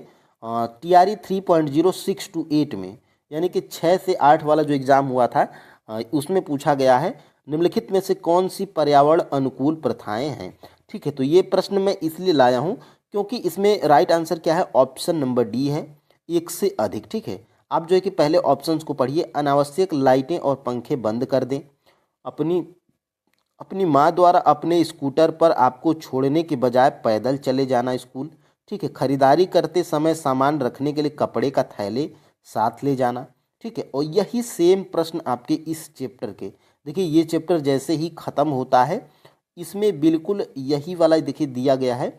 ये देखिए आपका 3 नंबर का प्रश्न दिया गया। देखिए बाजार जाते समय सामान के लिए कपड़े का थैले ले जाना, कार्य समाप्त हो जाने पर लाइट एवं बल्ब एवं पंखे स्विच कर देना, माँ द्वारा स्कूटर से विद्यालय छोड़ने के बजाय तुम्हारा विद्यालय तक पैदल जाना। देखिए उपरोक्त सभी इसका राइट आंसर है और बिल्कुल हूबहू ये जो है कि आपकी बुक से ही छापा गया था। ठीक है, तो ये आपने फ्रेंड्स प्रश्न को देखा और लगभग आप जो है कि कितने प्रश्न देखे हैं, 3 और 3 6, 2 8, 8 4 12 और 13 प्रश्नों को आपने देखा और 13 प्रश्नों को आपने देखा और एक ही जो है कि एक ही चैप्टर से। ठीक है, तो फ्रेंड्स बिल्कुल मेरा ये मानना था कि पहले इन चीज़ों को आपको जो है कि एक वीडियो में दिखाया जाए।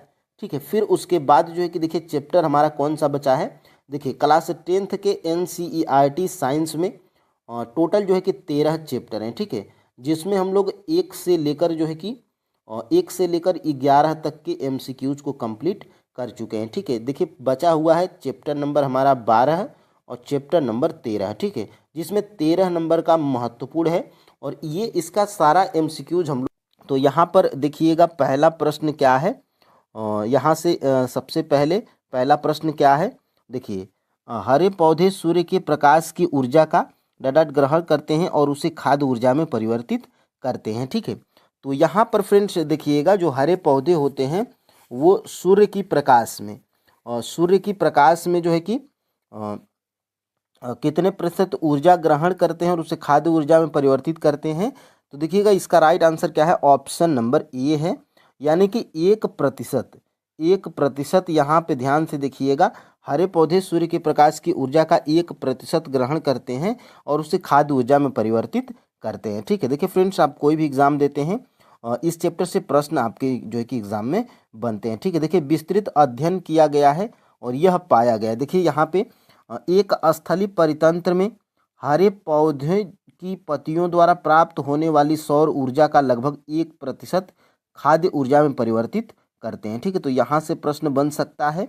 और देखिए जब हरे पौधे प्राथमिक उपभोक्ता द्वारा खाए जाते हैं तो ऊर्जा की बड़ी मात्रा में पर्यावरण के ऊष्मा के रूप में ह्रास होता है। ठीक है, यानी कि जब ऊर्जा जो है कि एक माध्यम से दूसरे माध्यम में जाती है तो उसका ह्रास होता है, यानी कि ऊर्जा कम होती है। ठीक है, देखिए कुछ मात्रा का उपयोग पाचन विभिन्न जैव कार्यों में वृद्धि जनन में होता है।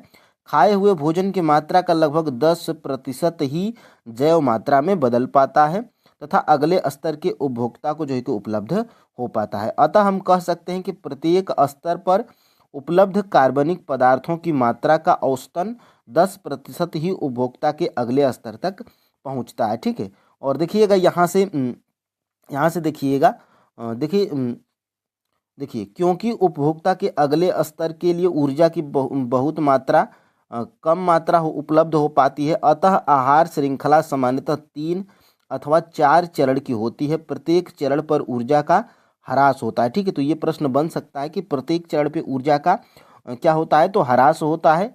इतना अधिक होता है कि चौथे पोषी स्तर के बाद उपयोगी ऊर्जा की मात्रा बहुत कम हो जाती है। ठीक है, और देखिए यहाँ से सामान्यतः निचले पोषी स्तर पर जीवों की संख्या अधिक होती है, अतः उत्पादक स्तर पर यह संख्या सर्वाधिक होती है। यानी कि पहले स्तर पे ये जो होते हैं यहाँ पे ऊर्जा सर्वाधिक होती है, जैसे जैसे ऊर्जा ऊपर जाती अगले स्तर पे जाती है ये ऊर्जा का क्या होता है, ऊर्जा कम होती है, यानी कि ऊर्जा का ह्रास होता है। ठीक है, अब देखिए यहाँ से आते हैं दूसरे प्रश्न की तरफ। देखिए परितंत्र में ऊर्जा का प्रवाह होता है। ठीक है, तो परितंत्र में ऊर्जा का प्रवाह फ्रेंड्स एक दिशिक होता है और ये सभी प्रश्न फ्रेंड्स आपके जो है कि TRE 1 में पूछे गए हैं। ठीक है, तो यहाँ पे ऑप्शन नंबर सी बिल्कुल राइट आंसर है, जैसा कि आप ये प्रश्न ऊपर देख चुके हैं। ठीक है, देखिए फ्रेंड्स ये मैं टाइप किया हूँ और जो आपको ऊपर प्रश्न दिखे थे वो बिल्कुल पेपर की कटिंग है। ठीक है, जो प्रश्न पूछे गए हैं।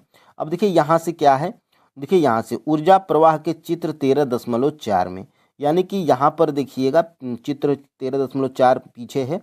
ठीक है, दो बातें स्पष्ट होती हैं कि पहली ऊर्जा का प्रवाह क्या होता है, एक दिशिक अथवा एक ही दिशा में होता है। ठीक है, तो ये महत्वपूर्ण है और इसको हम लोग इम्पोर्टेंट कर लेंगे क्योंकि यहाँ से प्रश्न बहुत बार एग्जाम में पूछा जा चुका। देखिए फ्रेंड्स आप कोई भी एग्जाम देते हैं जहाँ पर साइंस पूछी जाती है तो इस चैप्टर के जो है कि 1 से 2 प्रश्न जरूर पूछ लिए जाते हैं। ठीक है, देखिए यहाँ से निम्नलिखित में से कौन जंगल में आहार श्रृंखला का प्रतिनिधित्व करता है। ठीक है, तो जंगल की बात करेंगे फ्रेंड्स तो पादप, हिरण और शेर ये क्या करते हैं, जंगल में जो है कि आहार श्रृंखला का निर्माण करते हैं, ठीक है। क्योंकि पादप पेड़ पौधे होते हैं, उसको हिरण ग्रहण करता है, और हिरण को कौन ग्रहण कर लेता है, तो शेर, ठीक है। तो ये जो है कि जंगल में है आहार श्रृंखला का निर्माण। अब देखिए यहाँ से क्या है, देखिए ये चित्र में भी यहाँ पर दिखाया गया है।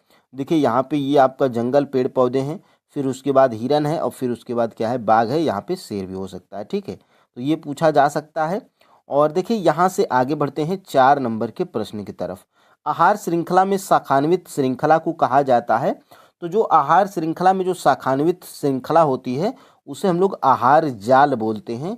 ये भी प्रश्न आपके टीआरई 1 में पीआईटी में प्रश्न पूछा गया है, ठीक है। तो यहाँ से प्रश्न आपके एग्जाम में जरूर बनेगा। और फ्रेंड्स देखिए वीडियो थोड़ा सा लंबा इसलिए हुआ है क्योंकि फ्रेंड्स सिर्फ और सिर्फ अगर एमसीक्यूज कराना रहता तो एमसीक्यूज करा के हम लोग निकल जाते, ठीक है। लेकिन वो जो ऊपर प्रश्न आप देखे हैं 15 से 16 मिनट का जो है कि 15 से 16 मिनट आप जो है कि वीडियो के स्टार्टिंग में जो देखे हैं जो प्रश्नों को, वो फ्रेंड्स प्रश्न डायरेक्टली आपके एग्जाम में पूछे गए हैं, ठीक है। अतः एक सीधी आहार श्रृंखला के बजाय जीवों के मध्य आहार संबंध शाखान्वित होते हैं। शाखान्वित श्रृंखलाओं का एक जाल बनाते हैं जिसे हम लोग आहार जाल बोलते हैं, ठीक है। तो ये पूछा गया था, और ये पूछा गया था दोनों एक ही जगह से, एक ही पेज से, और जो है कि एक ही पेपर में पूछे गए हैं, ठीक है। तो महत्वपूर्ण है। और यहाँ से 5 नंबर का प्रश्न, आहार श्रृंखला में प्रथम पोषी स्तर पर मौजूद होते हैं। तो प्रथम पोषी स्तर पर फ्रेंड्स देखिए स्वपोषी होते हैं, और यहाँ पर स्वपोषी बोल लीजिए, ठीक है। और यहाँ पे उत्पादक भी हो सकता है क्योंकि स्वपोषी में पेड़ पौधे ही आते हैं, ठीक है। तो प्रथम पोषी स्तर पे आपके कौन आते हैं, तो ये पेड़ पौधे यानी कि स्वपोषी होते हैं। ऑप्शन नंबर यहाँ पर बी बिल्कुल राइट आंसर हो जाएगा, ठीक है। और यहाँ पे ये टीआरई 1 में जितने प्रश्न अभी 5 प्रश्नों को हम लोग देखे हैं वो टीआरई 1 में पूछे गए हैं, और ये सभी प्रश्न का कटिंग आप ऊपर देख चुके हैं, ठीक है। अब देखिए यहाँ से देखिए स्वपोषी अथवा उत्पादक प्रथम पोषी स्तर पर हैं। सौर ऊर्जा का स्थिरीकरण करके उसे विषम पोषियों अथवा उपभोक्ताओं के लिए उपलब्ध कराते हैं, ठीक है। तो यहाँ से प्रश्न बना था। और देखिए यहाँ से निम्नलिखित में से कौन सा परितंत्र का संघटक है, ये भी आपका टीआरई 1 में ही पूछा गया है, बिहार शिक्षक भर्ती में, पीआईटी में, ठीक है।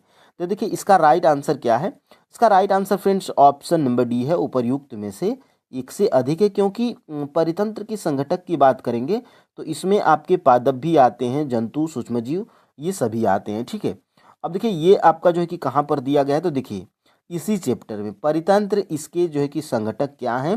देखिए सभी जीव जैसे पेड़ पौधे, जंतु, सूक्ष्मजीव, ये क्या है, सभी परितंत्र के संघटक हैं, ठीक है। अब देखिए यहाँ से क्या होता है, आगे हम लोग बढ़ते हैं।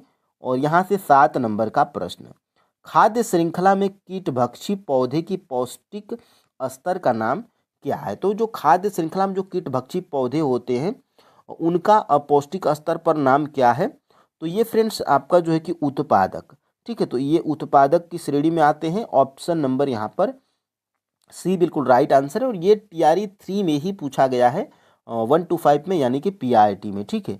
अब देखिए यहाँ से आते हैं, ये भी प्रश्न आप ऊपर देख चुके हैं। देखिए सभी हरे पौधे नील हरित शैवाल जिनमें प्रकाश संश्लेषण की क्षमता होती है इसी वर्ग में आते हैं, उत्पादक कहलाते हैं, ठीक है। तो यहाँ से प्रश्न था। अब देखिए यहाँ से हम लोग 8 नंबर के प्रश्न को देखते हैं। और 8 नंबर का प्रश्न आपका पूछा कहाँ पर गया है, तो टीआरई 3 में 1 to 5 पीआईटी में ओजोन O3 के बारे में कुछ तथ्य हैं, ठीक है। तो इसका राइट आंसर क्या है, उपर्युक्त में से कोई नहीं है। क्योंकि आप ऊपर पेपर का जो है कि कटिंग देखे होंगे प्रश्न, ठीक है। ये प्रश्न आप ऊपर देख चुके हैं, ठीक है। इसका राइट आंसर क्या है, उपर्युक्त में से एक से अधिक है, उपर्युक्त में से कोई नहीं है, ठीक है। और देखिए ये आपका जो है कि ओजोन परत O3 आपको यहाँ पे दिख रहा है, देखिए इसी चैप्टर से है। और ये देखिए ओजोन एक घातक विष है, परंतु वायुमंडल के ऊपरी स्तर में ओजोन एक आवश्यक प्रकार्य संपादित करती है। सूर्य से आने वाली पराबैंगनी विकिरण से पृथ्वी की सुरक्षा करती है। यह गैस मानव में त्वचा का कैंसर उत्पन्न करती है।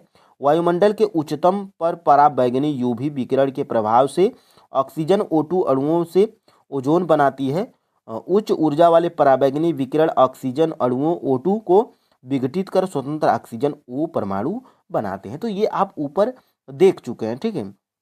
और यहाँ पे फ्रेंड्स देखिएगा निम्नलिखित में से कौन सी एक खाद्य श्रृंखला है, तो तो इसमें खाद्य श्रृंखला की बात करेंगे फ्रेंड्स, तो यहाँ पर देखिएगा ये TRE 3 में पूछा गया है, घास, हिरण और बाघ। ठीक है, तो ये आपका जो है कि ऑप्शन नंबर सी बिल्कुल, ए बिल्कुल राइट आंसर फ्रेंड्स, सॉरी यहाँ पे ए बिल्कुल राइट आंसर है।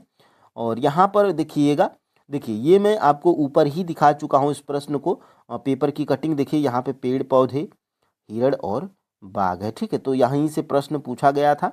और यहाँ पे एक और प्रश्न आपको स्क्रीन पे दिखाई दे रहा है, जो कि कहाँ पर पूछा गया है, तो TRE 3 1 to 5 जो री एग्जाम हुआ था PIT में, उसी में प्रश्न पूछा गया था। एक खाद्य श्रृंखला में कौन से पोषक स्तर का ऊर्जा स्तर सबसे अधिक होता है? तो ये फ्रेंड्स आपका जो है कि ऑप्शन नंबर सी, उत्पादक का। ठीक है, उत्पादक, क्योंकि सबसे पहला स्तर ही है, तो इसमें ऊर्जा सबसे अधिक होती है। और जैसे जैसे ऊर्जा ऊपर जाती है, जैसे यहाँ पे आपको दिख रहा होगा, देखिए यहाँ से उत्पादक, ठीक है, उत्पादक से जैसे जैसे प्रथम उपभोक्ता, द्वितीय उपभोक्ता, तृतीय उपभोक्ता, तो ऊर्जा का ह्रास होता है। ठीक है, देखिए यहाँ पे क्या होता है, आपको यहाँ पे दिख रहा होगा, देखिए, क्योंकि उपभोक्ता के अगले स्तर के लिए ऊर्जा की बहुत कम मात्रा उपलब्ध हो पाती है। आहार श्रृंखला सामान्यतः 3 अथवा 4 चरण की होती है। प्रत्येक चरण पर ऊर्जा का क्या होता है, ह्रास होता है। ठीक है, और देखिए चौथी पोषी स्तर के बाद ऊर्जा की बहुत जो है कि कम हो जाती है। देखिए सामान्यतः निचले पोषी स्तर पर जीवों की संख्या अधिक होती है, अतः उत्पादक स्तर का संख्या सर्वाधिक होता है, और यहीं पे क्या होता है, सबसे अधिक ऊर्जा उपलब्ध होती है। ठीक है, अब देखिए फ्रेंड्स, यहाँ से आगे हम लोग बढ़ते हैं 11 नंबर का प्रश्न। देखिए, वे पदार्थ जो जैविक प्रक्रम द्वारा अपघटित हो जाते हैं क्या कहलाते हैं? तो जैविक प्रक्रम द्वारा अपघटित हो जाते हैं, ये कहलाते हैं जैव निम्न करणीय। ठीक है, तो ऑप्शन नंबर यहाँ से ए बिल्कुल राइट आंसर है। आप ऊपर 10 प्रश्नों को देख चुके हैं। ठीक है, अब देखिए यहाँ से आगे बढ़ते हैं। देखिए, वे पदार्थ जो जैविक प्रक्रम द्वारा अपघटित नहीं होते हैं, ठीक है, तो ये क्या कहलाते हैं? तो ये अजैव निम्नकरणीय कहलाते हैं। ठीक है, तो ऑप्शन नंबर यहाँ से बी बिल्कुल राइट आंसर हो जाएगा। अब यहाँ पे 13 नंबर का प्रश्न देखेंगे, तो देखिए, हमारे द्वारा खाए गए भोजन का पाचन किनके द्वारा किया जाता है? तो ये एंजाइमों के द्वारा किया जाता है। यहाँ पे ऑप्शन नंबर क्या राइट आंसर है? बी बिल्कुल राइट आंसर हो जाएगा। ठीक है, तो एंजाइम के द्वारा संभव हो पाता है कि हमारा भोजन का पाचन होता है। ठीक है, अब देखिए यहाँ से, देखिए 14 नंबर का प्रश्न है, निम्नलिखित में से कौन से समूहों में केवल जैव निम्नकरणीय पदार्थ हैं? तो इसमें से कौन से जो है कि जैव निम्नकरणीय पदार्थ हैं? तो यहाँ पे फ्रेंड्स आपका जो है कि ऑप्शन नंबर ए बिल्कुल राइट आंसर है। घास, पुष्प एवं चमड़ा, ये क्या है? तो जैव निम्नकरणीय हैं। ये आपके बुक में भी दिया गया है। ठीक है, तो यहाँ से फ्रेंड्स देखिएगा, यहाँ पे सी और डी भी यहाँ पे राइट आंसर है, क्योंकि फलों के छिलके, केक, नींबू का रस, केक, लकड़ी, घास भी है। यहाँ पे इसमें प्लास्टिक आ जाता है, इसलिए बी हमारा नहीं है। तो यहाँ पे इस प्रश्न को देख लीजिएगा आप, और ये आपके बुक में भी दिया गया। देखिए ये देखिए कि पाचन अपघटन के लिए विशिष्ट एंजाइम की आवश्यकता होती है। वे पदार्थ जो जैविक प्रक्रम द्वारा अपघटित हो जाते हैं जैव निम्नकरणीय कहलाते हैं। आपके द्वारा दबाए गए पदार्थों में से कितने जैव निम्नकरणीय थे? देखिए यहाँ से आपका जो है कि दिया गया है, और यहाँ से देखिएगा, देखिए हमारे द्वारा खाए गए भोजन का पाचन विभिन्न एंजाइमों द्वारा किया जाता है। ठीक है, अब देखिए यहाँ से आगे हम लोग बढ़ते हैं। ये देखिए, ये इसी की बात कर रहा था मैं। ये देखिए, केवल जैव निम्नकरणीय है, तो यहाँ पे आपका जो है कि केक, जो है कि लकड़ी और घास, तो ये आपका सही है, क्योंकि चमड़ा क्या होता है कि इसका जो है कि अपघटन आसानी से नहीं हो पाता है। और यहाँ पे फ्रेंड्स क्या है, प्लास्टिक, ये भी है। और आपका जो है कि डी राइट आंसर आपके बुक में दिया गया था, क्योंकि इस बुक के पीछे क्या है, आंसर्स दिए गए होते हैं। ठीक है, तो ये आपका है। और यहाँ से फ्रेंड्स देखिएगा, आगे हम लोग बढ़ते हैं। देखिए, किनके साथ भौतिक कारकों में परस्पर अन्योन्य क्रिया होती है तथा प्राकृतिक में संतुलन बनाए रखते हैं? ठीक है, तो यहाँ पे उपरोक्त सभी, क्योंकि पौधे, जंतु, सूक्ष्मजीव, मानव, ये क्या करते हैं? तो ये जो है कि आपकी परस्पर भौतिक कारकों, परस्पर अन्योन्य क्रिया होती है, ये प्राकृतिक का संतुलन बनाए रखते हैं। ठीक है, अब संतुलन कैसे बनाए रखते हैं? तो आपको जैसे कि पता है कि पेड़ पौधे ऑक्सीजन छोड़ते हैं, ठीक है, और कार्बन डाइऑक्साइड ग्रहण करते हैं। ठीक है, और मानव क्या करते हैं तो ऑक्सीजन को ग्रहण कर लेते हैं और कार्बन डाइऑक्साइड जो छोड़ते हैं वो जो है कि पेड़ पौधे ग्रहण कर लेते हैं। तो इसलिए पर्यावरण हमारा क्या होता है, संतुलन बना रहता है। ठीक है, अब देखिए आगे हम लोग बढ़ते हैं। किसी क्षेत्र के सभी जीव तथा वातावरण के अजैव कारक संयुक्त रूप से क्या बनाते हैं, तो ये संयुक्त रूप से फ्रेंड्स परितंत्र का निर्माण यहाँ पे हो रहा है। ठीक है, तो यहाँ पे ऑप्शन नंबर सी बिल्कुल राइट आंसर है। और यहाँ से देखिएगा, निम्न में से अजैव घटक कौन से होते हैं। तो अजैव घटक की बात करेंगे फ्रेंड्स तो ताप, वर्षा, वायु, मृदा एवं खनिज, ये सभी क्या हैं, अजैव घटक हैं। ठीक है, तो ऑप्शन नंबर यहाँ से डी बिल्कुल राइट आंसर हो जाएगा। ठीक है, अब यहाँ से 18 नंबर की बात करेंगे तो देखिए यहाँ से परितंत्र। देखिए फ्रेंड्स, ये क्या है, पौधे, जंतु, सूक्ष्मजीव, ये क्या है, परितंत्र के संगठक हैं। और यहाँ से देखिए, एक परितंत्र में सभी जीव जैव घटक, अजैव घटक होते हैं। भौतिक कारक जैसे ताप, वर्षा, वायु, मृदा, खनिज इत्यादि अजैव घटक है। ठीक है, अब देखिए यहाँ से, अतः एक बगीचा एक परितंत्र है।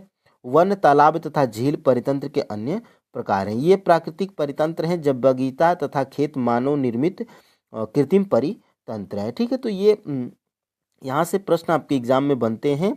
और देखिएगा, सभी हरे पौधे एवं नील हरित शैवाल जिनमें प्रकाश संश्लेषण की क्षमता होती है किस वर्ग में आते हैं, तो ये फ्रेंड्स आते हैं आपके उत्पादक में। ठीक है, यानी कि पहले स्तर की ऊर्जा, जिसमें सबसे अधिक ऊर्जा स्तर होती है, उसे उत्पादक बोलते हैं।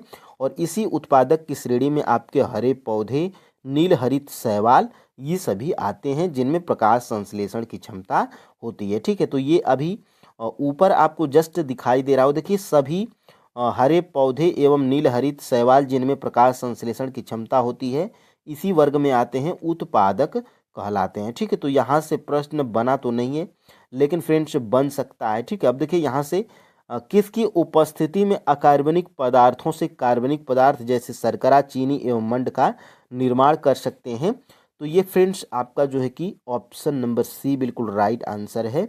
ऑप्शन नंबर ए और बी दोनों सूर्य के प्रकाश और क्लोरोफिल की उपस्थिति में जो कार्बनिक पदार्थों से कार्बनिक पदार्थ जैसे शर्करा, चीनी एवं मंड का निर्माण करते हैं। ठीक है, अब देखिए यहाँ से आगे बढ़ते हैं। देखिए यहाँ से, सूर्य के प्रकाश एवं क्लोरोफिल की उपस्थिति में अकार्बनिक पदार्थों से कार्बनिक पदार्थ जैसे शर्करा, चीनी एवं मंड का निर्माण करते हैं।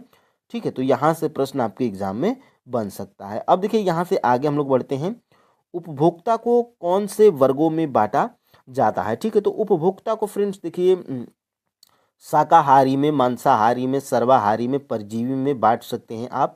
तो उपरोक्त जो है कि आपका सभी राइट आंसर हो जाएगा, ऑप्शन नंबर डी। ठीक है, अब देखिए यहाँ से, वे जीव जो उत्पादक द्वारा उत्पादित भोजन पर प्रत्यक्ष अथवा परोक्ष रूप से निर्भर करते हैं, उन्हें क्या कहते हैं, तो उन्हें फ्रेंड्स हम लोग बोलते हैं उपभोक्ता। ठीक है, ऑप्शन नंबर यहाँ पर जो है कि बी बिल्कुल राइट आंसर हो जाएगा। ठीक है, अब देखिए यहाँ से आगे बढ़ते हैं। देखिए यहाँ पे, सभी जीव प्रत्यक्ष अथवा परोक्ष रूप से अपने निर्वाह हेतु उत्पादकों पर निर्भर करते हैं। ये जीव जो उत्पादक द्वारा उत्पादित भोजन पर प्रत्यक्ष अथवा परोक्ष रूप से निर्भर करते हैं, उपभोक्ता कहलाते हैं। ठीक है, तो यहाँ से प्रश्न बना था। अब देखिए, उपभोक्ता को मुख्यतः शाकाहारी, मांसाहारी, सर्वाहारी और परजीवी में बांटा गया है। ठीक है, तो 4 ही प्रकार के होते हैं। और यहाँ पे देखिएगा, जीवाणु और कवक जैसे सूक्ष्मजीव किन अवशेषों का अपमार्जन करते हैं। ठीक है, तो ये फ्रेंड्स देखिएगा, जीवाणु और कवक जैसे सूक्ष्मजीव जो होते हैं, ये जो है कि किनके अवशेषों का जो है कि अपमार्जन करते हैं, तो ये मृत जीव का जो है कि अवशेषों का अपमार्जन करते हैं। ऑप्शन नंबर यहाँ से ए बिल्कुल राइट आंसर हो जाएगा। ठीक है, और यहाँ से देखेंगे तो देखिए यहाँ से, देखिए जीवाणु और कवक जैसे सूक्ष्मजीव मृत जैव अवशेषों का अपमार्जन करते हैं, ये सूक्ष्मजीव अपमार्जक है। ठीक है, तो ये महत्वपूर्ण है। और यहाँ से फ्रेंड्स आगे हम लोग बढ़ते हैं। ठीक है, देखिए 23 नंबर का प्रश्न क्या है, विभिन्न जैविक स्तरों पर भाग लेने वाले जीवों की श्रृंखला किसका निर्माण करती है। तो देखिए, विभिन्न जैविक स्तरों पर भाग लेने वाले जीवों की श्रृंखला, और ये जो है कि फ्रेंड्स आपका आहार जाल का निर्माण करती है। ऑप्शन नंबर यहाँ से जो है कि बी बिल्कुल राइट आंसर हो जाएगा। ठीक है, और यहाँ से देखेंगे आगे तो देखिए यहाँ से, देखिए विभिन्न जैविक स्तरों पर भाग लेने वाले जीवों की यह श्रृंखला आहार श्रृंखला का निर्माण करती है। ठीक है, अब देखिए आगे हम लोग बढ़ते हैं। यहाँ से 24 नंबर का प्रश्न, सूर्य से आने वाली पराबैंगनी विकिरण से पृथ्वी को सुरक्षा प्रदान करती है तो कौन करती है? तो ये फ्रेंड्स आपका ओजोन परत जो है ये सूर्य से आने वाली पराबैंगनी विकिरणों से हमारी सुरक्षा करती है। ठीक है, तो ऑप्शन नंबर पृथ्वी की सुरक्षा करती है। ऑप्शन नंबर जो है कि ए बिल्कुल राइट आंसर हो जाएगा। ठीक है, और यहाँ से देखिएगा, देखिए ओजोन, यहाँ से देखिएगा आगे हम लोग बढ़ते हैं। देखिए सूर्य से आने वाली पराबैंगनी विकिरण को पृथ्वी को जो है कि सुरक्षा प्रदान करती है। ठीक है, तो ये महत्वपूर्ण है चैप्टर नंबर 12 के एमसीक्यू जब आप यहाँ पे आते हैं। ठीक है, और ये प्रश्न कहाँ पर पूछा गया है? तो टीआरई 3.0 री एग्जाम पीआरटी में प्रश्न ये पूछा जा चुका है। चुंबकीय क्षेत्र है। ठीक है, तो देखिए फ्रेंड्स ये जो चुंबकीय क्षेत्र है ये सबसे पहले है क्या? तो देखिए यहाँ पर जो चुंबकीय क्षेत्र है ये आपका एक सदिश राशि है। ऑप्शन नंबर यहाँ पर जो है कि कौन सा राइट आंसर है? ऑप्शन नंबर जो है कि यहाँ पे सी बिल्कुल राइट आंसर हो जाएगा। ठीक है, तो ये आप जो है कि याद रखिएगा। और यहाँ से देखिएगा ये आपके बुक में क्या दिया गया है। देखिए चुंबकीय क्षेत्र एक ऐसी राशि है जिसमें परिणाम तथा दिशा दोनों होती है। और ये आपको यहाँ पे जानकारी अगर नहीं है तब भी, और है तब भी आप जान जाइए, जिसमें परिणाम और दिशा दोनों होती है वो सदिश राशि होती है, और जिसमें केवल और केवल परिणाम होता है वो अदिश राशि होती है। ठीक है, तो चुंबकीय क्षेत्र एक ऐसी राशि है जिसमें परिणाम तथा दिशा दोनों है, इसीलिए ये आपकी सदिश राशि है। ठीक है, तो ये प्रश्न पूछा गया था। और यहाँ से देखिएगा 2 नंबर का प्रश्न क्या है? चुंबकीय सुई स्वतंत्र रूप से किस दिशा में ठहरती है? तो जो फ्रेंड्स आपकी चुंबकीय सुई है ये जो है कि आपके सदैव उत्तर दक्षिण दिशा में ठहरती है। ठीक है, तो ऑप्शन नंबर यहाँ से सी बिल्कुल राइट आंसर हो जाएगा। और यहाँ से देखिएगा चुंबकीय क्षेत्र और रेखाएं, देखिए किसी द्विक सूचक के सुई के सिर, दोनों सिरे लगभग उत्तर और दक्षिण दिशाओं की ओर संकेत करते हैं यानी कि ठहरते हैं। ठीक है, अब देखिए यहाँ से विद्युत धारावाही तार किसकी भांति व्यवहार करते हैं?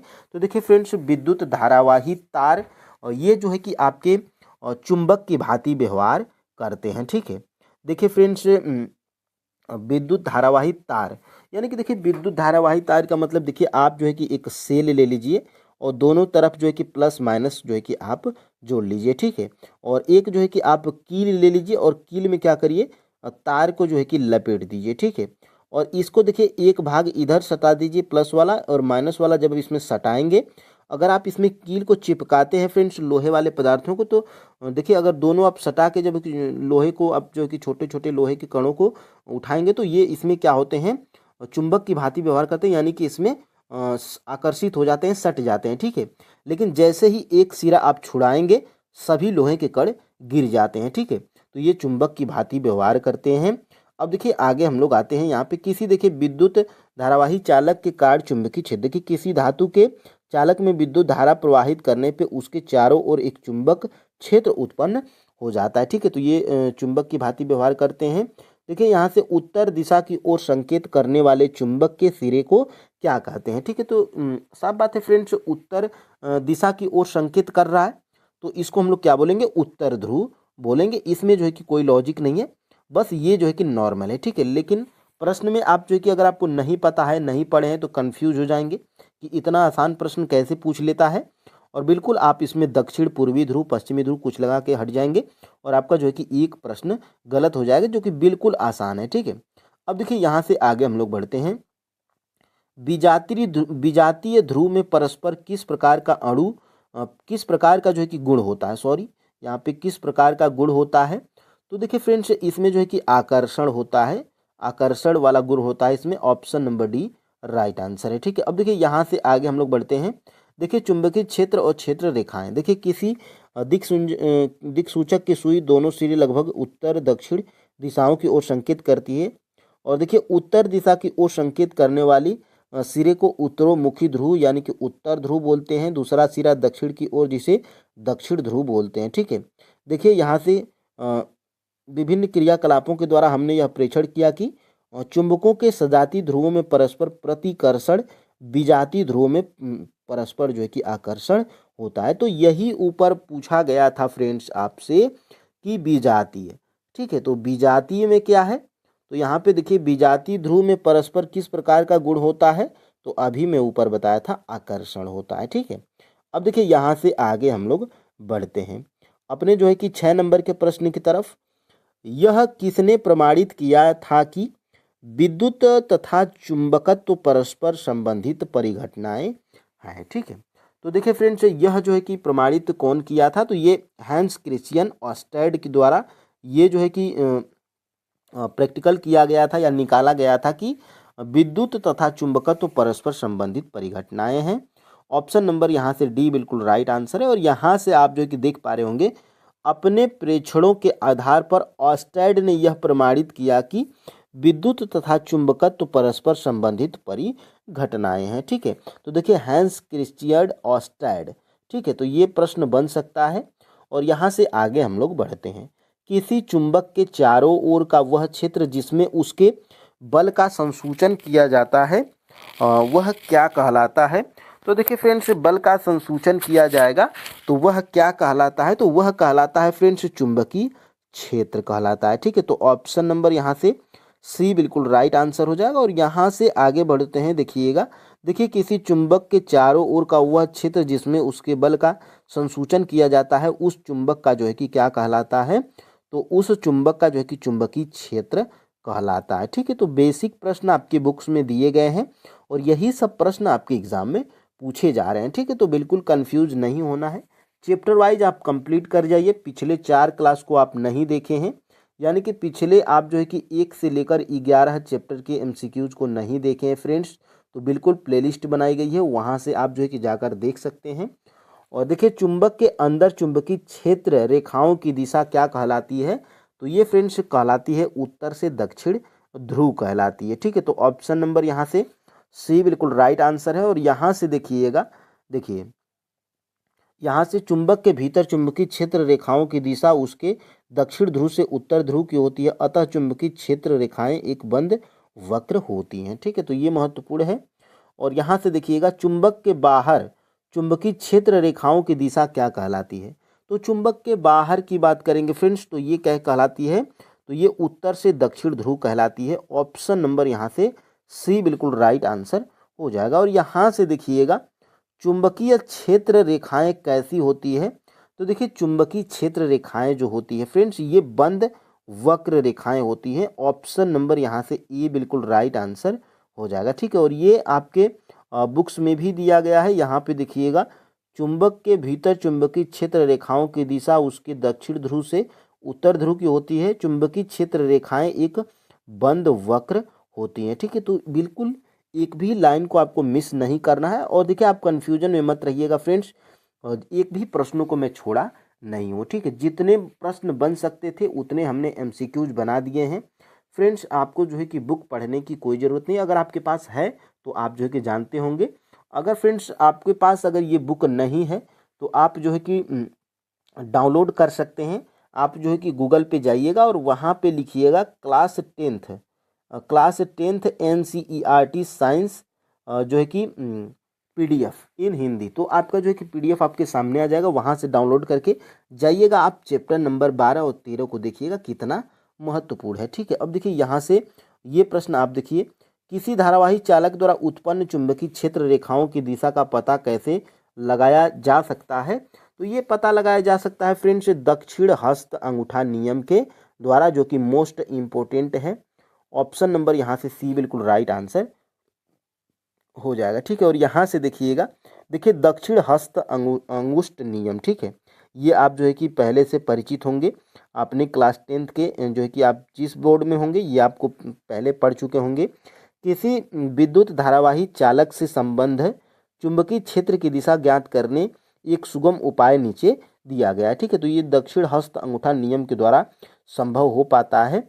और यहाँ से देखिएगा यह विद्युत धारा पूर्व से पश्चिम की ओर प्रवाहित हो रही है, तो दक्षिण हस्त अंगुष्ठ नियम के अनुसार तार के नीचे किसी भी बिंदु पर चुंबकीय क्षेत्र की दिशा क्या होगी, तो वो होगी फ्रेंड्स उत्तर से दक्षिण की ओर होगी। ठीक है, तो ऑप्शन नंबर यहाँ से ए बिल्कुल राइट आंसर हो जाएगा। ठीक है, और यहाँ से देखिएगा 13 का, ठीक है, विद्युत धारावाही वृत्ताकार पास के प्रत्येक बिंदु से उत्पन्न चुंबकीय क्षेत्र रेखाएं पास के केंद्र पर कैसी प्रतीत होती हैं?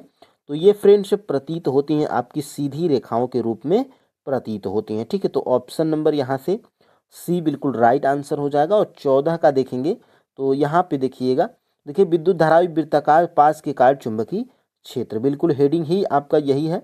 और यहाँ से देखिएगा, विद्युत धारावाही तार के प्रत्येक बिंदु से उत्पन्न चुंबकीय क्षेत्र रेखाएं पास के केंद्र पर सरल रेखा जैसी प्रतीत होने लगती हैं। ठीक है, पास के भीतर सभी चुंबकीय क्षेत्र रेखाएं एक ही दिशा में होती हैं। ठीक है, अब देखिए यहाँ से आपका प्रश्न नंबर आ गया है जो यहाँ पे 14। ठीक है, परिनालिका का एक सिरा डट डट ध्रुव तथा दूसरा सिरा डट डट ध्रुव की भांति व्यवहार करता है। ठीक है, तो देखिए परिनालिका का जो है कि एक सिरा फ्रेंड्स जो है कि आपका उत्तर की ओर और जो है कि दूसरा सिरा दक्षिण की भांति व्यवहार करता है। ठीक है, तो ऑप्शन नंबर यहाँ पे बी बिल्कुल राइट आंसर हो जाएगा। ठीक है, और यहाँ पे देखेंगे 15 नंबर का प्रश्न, तो यहाँ पे देखिए परिनालिका में प्रवाहित विद्युत धारा के कारण चुंबकीय क्षेत्र, देखिए वास्तव में परिनालिका का एक सिरा उत्तर ध्रुव तथा दूसरा सिरा दक्षिण ध्रुव की भांति व्यवहार करता है। परिनालिका के भीतर चुंबकीय क्षेत्र रेखाएं समानांतर सरल रेखाओं की भांति होती है। ठीक है, तो ये आप जो है कि देख पा रहे होंगे चित्र में भी आपको यहाँ पे समझाया गया है। ठीक है, अब देखिए यहाँ से पास पास लिपटे विद्युत रोधी तांबे के तार की बेलन की आकृति की अनेक फेरों वाली कुंडली को जो है कि क्या कहते हैं? तो इसको फ्रेंड्स हम लोग कहते हैं परिनालिका। ऑप्शन नंबर यहाँ से जो है कि डी बिल्कुल राइट आंसर हो जाएगा। ठीक है, और यहाँ से देखेंगे तो देखिए यहाँ से पास पास लिपटे विद्युत रोधी तांबे के तार की बेलन की आकृति की अनेक फेरों वाली कुंडली परिनालिका ये कहलाती है। यहाँ से आपको ये जानना है। ठीक है, अब देखिए यहाँ से किस वैज्ञानिक ने यह प्रस्तावित किया कि धारावाही चालक चुंबकीय क्षेत्र में कुछ बल का अनुभव करता है? ठीक है, तो यह किस वैज्ञानिक द्वारा पता लगाया गया था? तो ये जो है कि आपका आंद्रे मैरी एम्पियर के द्वारा जो है कि ये किया गया था पता। ठीक है, तो ऑप्शन नंबर यहाँ से सी बिल्कुल राइट आंसर हो जाएगा। ठीक है, और यहाँ से देखिएगा, किसी चालक में प्रवाहित विद्युत धारा चुंबकीय क्षेत्र उत्पन्न करती है। इस प्रकार उत्पन्न चुंबकीय क्षेत्र इस चालक के निकट रखे किसी चुंबक पर कोई बल आरोपित करता है। फ्रांसीसी वैज्ञानिक आंद्रे मैरी एम्पियर 1775 से 1836 ने यह विचार प्रस्तुत किया कि चुंबक को किसी विद्युत धारावाही चालक पर परिणाम में समान परंतु दिशा में विपरीत बल आरोपित जो है कि करना चाहिए। ठीक है, तो ये महत्वपूर्ण है। और यहाँ से देखिएगा, जब विद्युत धारा की दिशा चुंबकीय क्षेत्र की दिशा के लंबवत होती है तब छड़ पर आरोपित बल का परिणाम कैसा होगा? ठीक है, तो देखिए ये फ्रेंड्स आपका उच्चतम होगा। यहाँ पे आपको जो है कि जानकारी होना चाहिए फ्रेंड्स कि जब विद्युत धारा की दिशा चुंबकीय क्षेत्र के दिशा के लंबवत होगी, ठीक है, तब छड़ पर आरोपित बल का परिणाम कैसा होगा? तो उच्चतम होगा। ठीक है, अब देखिए यहाँ से आगे हम लोग बढ़ते हैं। देखिए इससे यह प्रदर्शित होता है कि आरोपित बल की दिशा विद्युत धारा की दिशा और चुंबकीय क्षेत्र की दिशा दोनों पर निर्भर करती है। प्रयोगों द्वारा यह देखा गया कि छड़ में विस्थापन उस समय अधिकतम अथवा छड़ पर आरोपित बल का परिणाम क्या होगा? उच्चतम होता है। ठीक है, जब विद्युत धारा की दिशा चुंबकीय क्षेत्र की दिशा के लंबवत होती है, ऐसी स्थिति में चालक पर आरोपित बल की दिशा का पता हम एक सरल नियम के द्वारा लगा सकते हैं। ठीक है, अब देखिए यहाँ से किसी धारावाही चालक पर लगने वाला बल की दिशा किस पर निर्भर करती है? तो देखिए किसी धारावाही चालक पर लगने वाले बल की दिशा ये फ्रेंड्स आपके जो है कि विद्युत धारा की दिशा और जो है कि चुंबकीय क्षेत्र की दिशा पर निर्भर करेगी। ऑप्शन नंबर यहाँ से जो है कि डी बिल्कुल राइट आंसर हो जाएगा। ठीक है, और यहाँ से आगे हम लोग बढ़ते हैं। देखिए किसी धारावाही चालक पर लगने वाले बल की दिशा किस पर निर्भर करती है? तो ये जो है कि आपका निर्भर करती है फ्रेंड्स विद्युत धारा की दिशा पर और जो है कि आपके यहाँ से विद्युत चुंबकीय क्षेत्र की दिशा पर, यानी कि फिर से ये जो है कि टाइप हो चुका है, ऑप्शन नंबर डी है। ठीक है, अब देखिए यहाँ से 19 नंबर का, धारावाही चालक को चुंबकीय क्षेत्र में रखने पर उस पर आरोपित बल का पता कैसे लगाया जा सकता है? तो इसका जो है कि पता फ्रेंड्स लगाया जा सकता है आपका ऑप्शन नंबर यहाँ पे जो है कि बी राइट आंसर है, फ्लेमिंग के वाम हस्त के बायां हाथ के नियम के द्वारा जो है। ठीक है, तो ऑप्शन नंबर यहाँ पर बी बिल्कुल राइट आंसर हो जाएगा। और यहाँ से देखेंगे निम्न में से किसमें विद्युत धारावाही चालक तथा चुंबकीय क्षेत्रों का उपयोग होता है? तो ये उपयोग होता है विद्युत मोटर में, विद्युत जनित्र में, माइक्रोफोन में। तो उपरोक्त सभी आपका राइट आंसर है, ऑप्शन नंबर डी है। ठीक है, अब देखिए यहाँ से अंगूठा चालक की दिशा अथवा चालक पर आरोपित बल की दिशा की ओर संकेत करेगा। विद्युत मोटर, विद्युत जनित्र, ध्वनि विस्तार यंत्र, माइक्रोफोन, विद्युत मापक यंत्र कुछ ऐसी युक्तियां हैं जिनमें विद्युत धारावाही चालक अथवा चुंबकीय क्षेत्रों का उपयोग होता है। आपने जो है कि साफ तौर पे देखा होगा आपके माइक्रोफोन में या रेडियो है, टैप रिकॉर्डर है, उसमें आपने देखा होगा उसमें चुंबक लगे होते हैं उसके स्पीकर में, तो वही समझाया जा रहा है। ठीक है, अब देखिए यहाँ से आगे हम लोग बढ़ते हैं। विद्युत मोटर किसको किस में परिवर्तित करता है? ठीक है, तो ये बहुत ही चर्चित प्रश्न है लेकिन आसान है, बहुत बार एग्जाम में पूछा जा चुका है कि विद्युत मोटर किसको किस में परिवर्तित करता है या विद्युत मोटर का कार्य क्या होता है। ठीक है, तो देखिए फ्रेंड्स, विद्युत मोटर का कार्य ये होता है कि विद्युत ऊर्जा को क्या करता है, ये यांत्रिक ऊर्जा में परिवर्तित करता है, यही विद्युत मोटर का कार्य है। ठीक है, तो ऑप्शन नंबर यहाँ पे जो है कि बी बिल्कुल राइट आंसर हो जाएगा। ठीक है, और यहाँ से फ्रेंड्स देखेंगे तो देखिए ये आपका जो है कि चैप्टर नंबर 13 आ गया है और चैप्टर नंबर 12 और 13 दोनों कंप्लीट हो चुका है। ठीक है, तो फ्रेंड्स देखिए